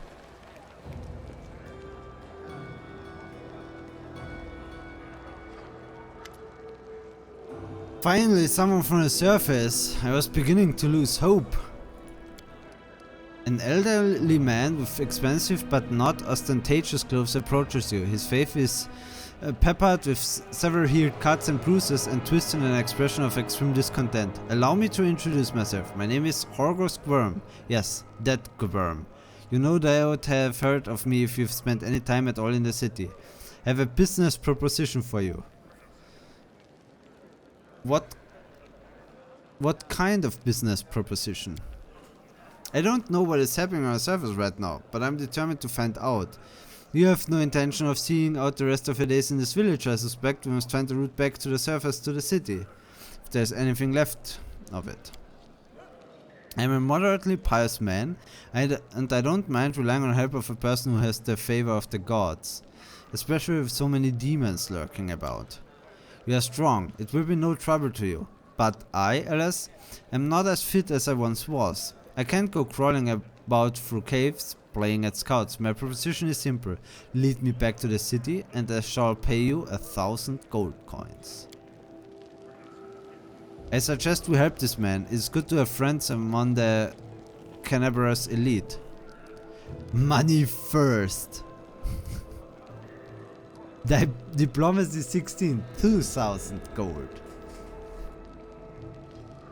Was haben wir da für einen Modifier? Plus 9. Succeed! Horgos' gaze is piercing. Are you taking advantage of my dire circumstances? Very well. Make it 2,000. Deal. Splendid. In the meantime, I shall sit here in the village. Your name tells me nothing. Who are you? You truly are fresher arrived in the city then. You couldn't have picked the worst time, that's for certain. Only just arrived and the city's been razed to rubble. You should know that you are looking at one of the richest and most distinguished men in Canabras. I might not be as well known as certain swaggering loudmouths who spend their lives traipsing from one point to the next, but Graham Train Company is one of the pillars of the city. I'll have you know. Did you see the marquees in the square? I paid for those. Tried any festival delicacies? You have Horgos Gwyrm to thank you for that. How did you end up here? For a moment, Horgos' eyes focus on Camellia before his gaze returns to you. Like everyone else, down I went that the cursed beetle clave to the ground in twain beneath your feet. I'm lucky I didn't break my neck in a fall, and I'm undoubtedly lucky that I didn't encounter any septuring cockroaches on my plain runners and instead came across hunters from a settlement. Although I must say that when I first glimpsed their physiognomies, my life flashed before my very eyes. But they turned out to be decent chaps, frightening to look at, but able to keep a bargain. You don't speak very kindly of the mongrels, even though they saved your life. Pah! Kind words are for people with ours to fritter away on pleasantries. Horgos Gwyrm speaks his mind, and he pays for services rendered not with kind words, but with hard coin.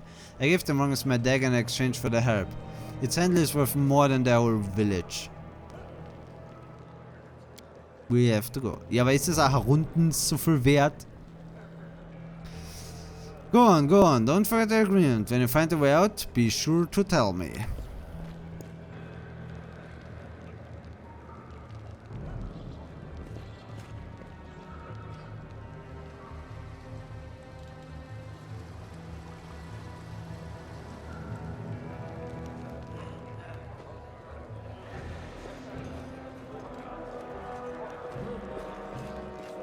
Das war schon ein ziemlich großes Dorf.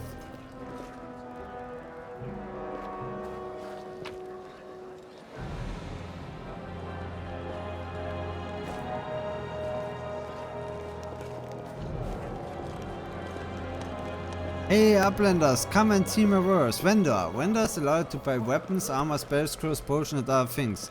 Dyra can buy the trophies you've brought from the caves and sell something you might need in the adventure that awaits you. For example, potions of cure light wounds.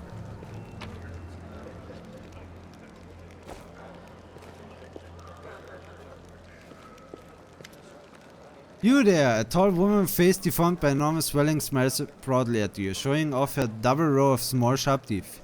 You, from the surface, you must be tough to make it all the way here. Never thought I'd see the day. Call me Dyra. Let's trade.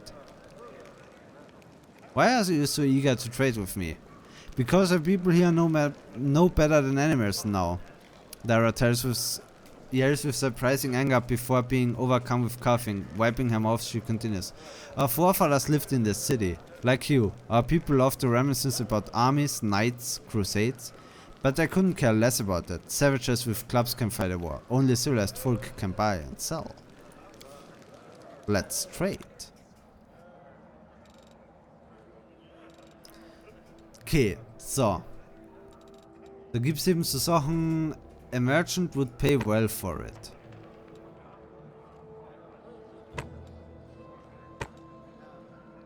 Können wir ja eigentlich alles wegtun.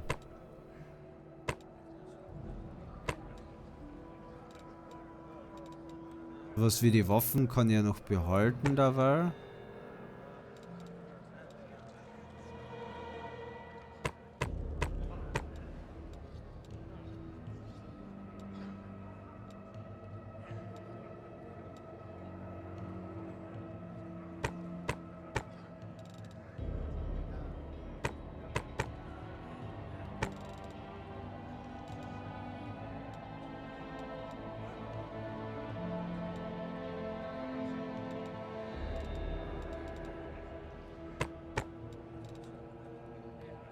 So, da will ich 50 kriegen. Was verkauft der gute Mann? Geht sich genau eine Potion aus, oder was?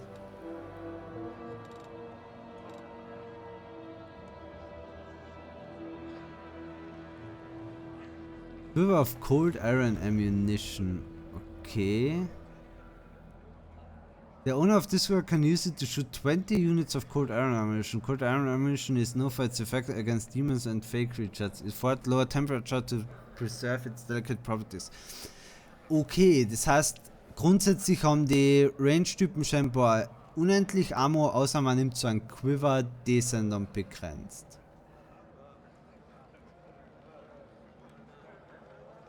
Light Wounds, Feather Step, ignores adverse movement effects of difficult terrain, Mage Armor, Protection from Chaos.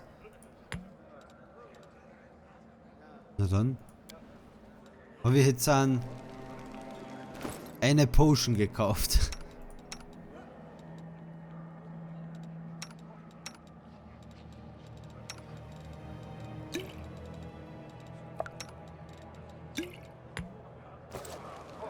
So dringend hätte ich die jetzt glaube ich auch nicht gebraucht, aber dann hat man einmal das Handelfenster gesehen. Okay, da kommt eh schon wieder mehr Zeug einer. Wie viel Gold habe ich eigentlich? Ja, ich habe ja auch noch 500 Gold. Das habe ich natürlich Brain AFK-mäßig gerade überhaupt nicht bedacht, dass ich ja eh schon Gold habe. Rest. As time passes, your characters become tired and act less effectively. You can see this by the fatigue and exhaustion condition. Ah ja, die sind tatsächlich schon alle fatigued. Ist sie dann schon exhausted? Nein. On their portrays, this is why they need regular rest. Resting all characters restore a portion of their lost hit points. Spellcasters will replenish their spells. Rest also helps you get rid of some of the negative conditions. Takes at least 8 hours.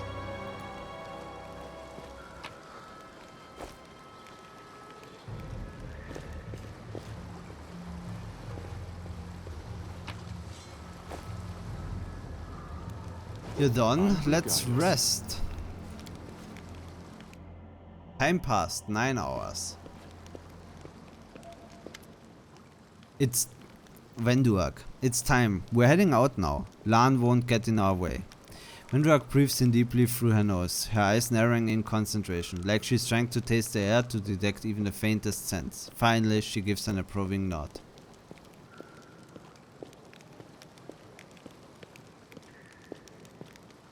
So, wir haben it's time to what? Were you watching me sleep or something? Lan won't get in our way? Where is he? Are we just going to leave Horgus and Enevia here?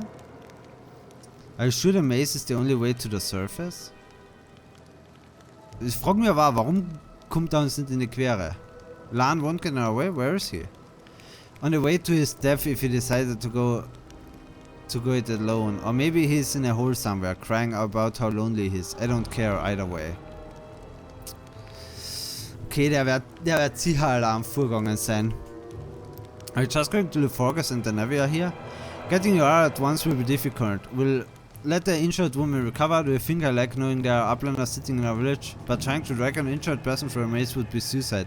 And don't even get me started on the other one. He's not going to get off his backside unless we send a litter to carry him. It's time to what? To get you out of here. I'm keeping my word.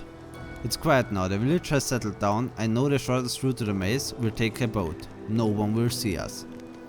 Are we still going to save the missing mongrels? What? Oh them. They're probably dead already. But if we meet anyone on the way, we won't just walk on by. At the end of the day, they are of the tribe.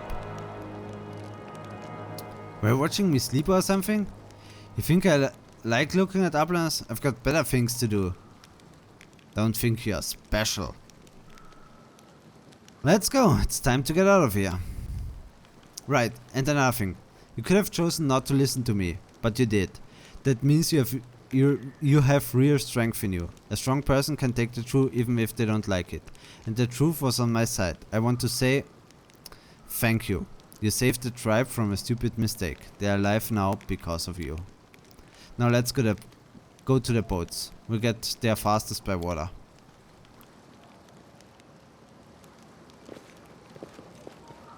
Ja, und an dieser Stelle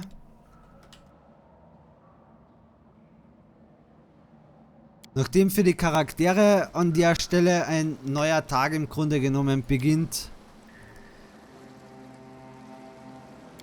wird auch für uns da nachher im Stream das Ganze mit einem neuen Tag beginnen. Und zwar morgen.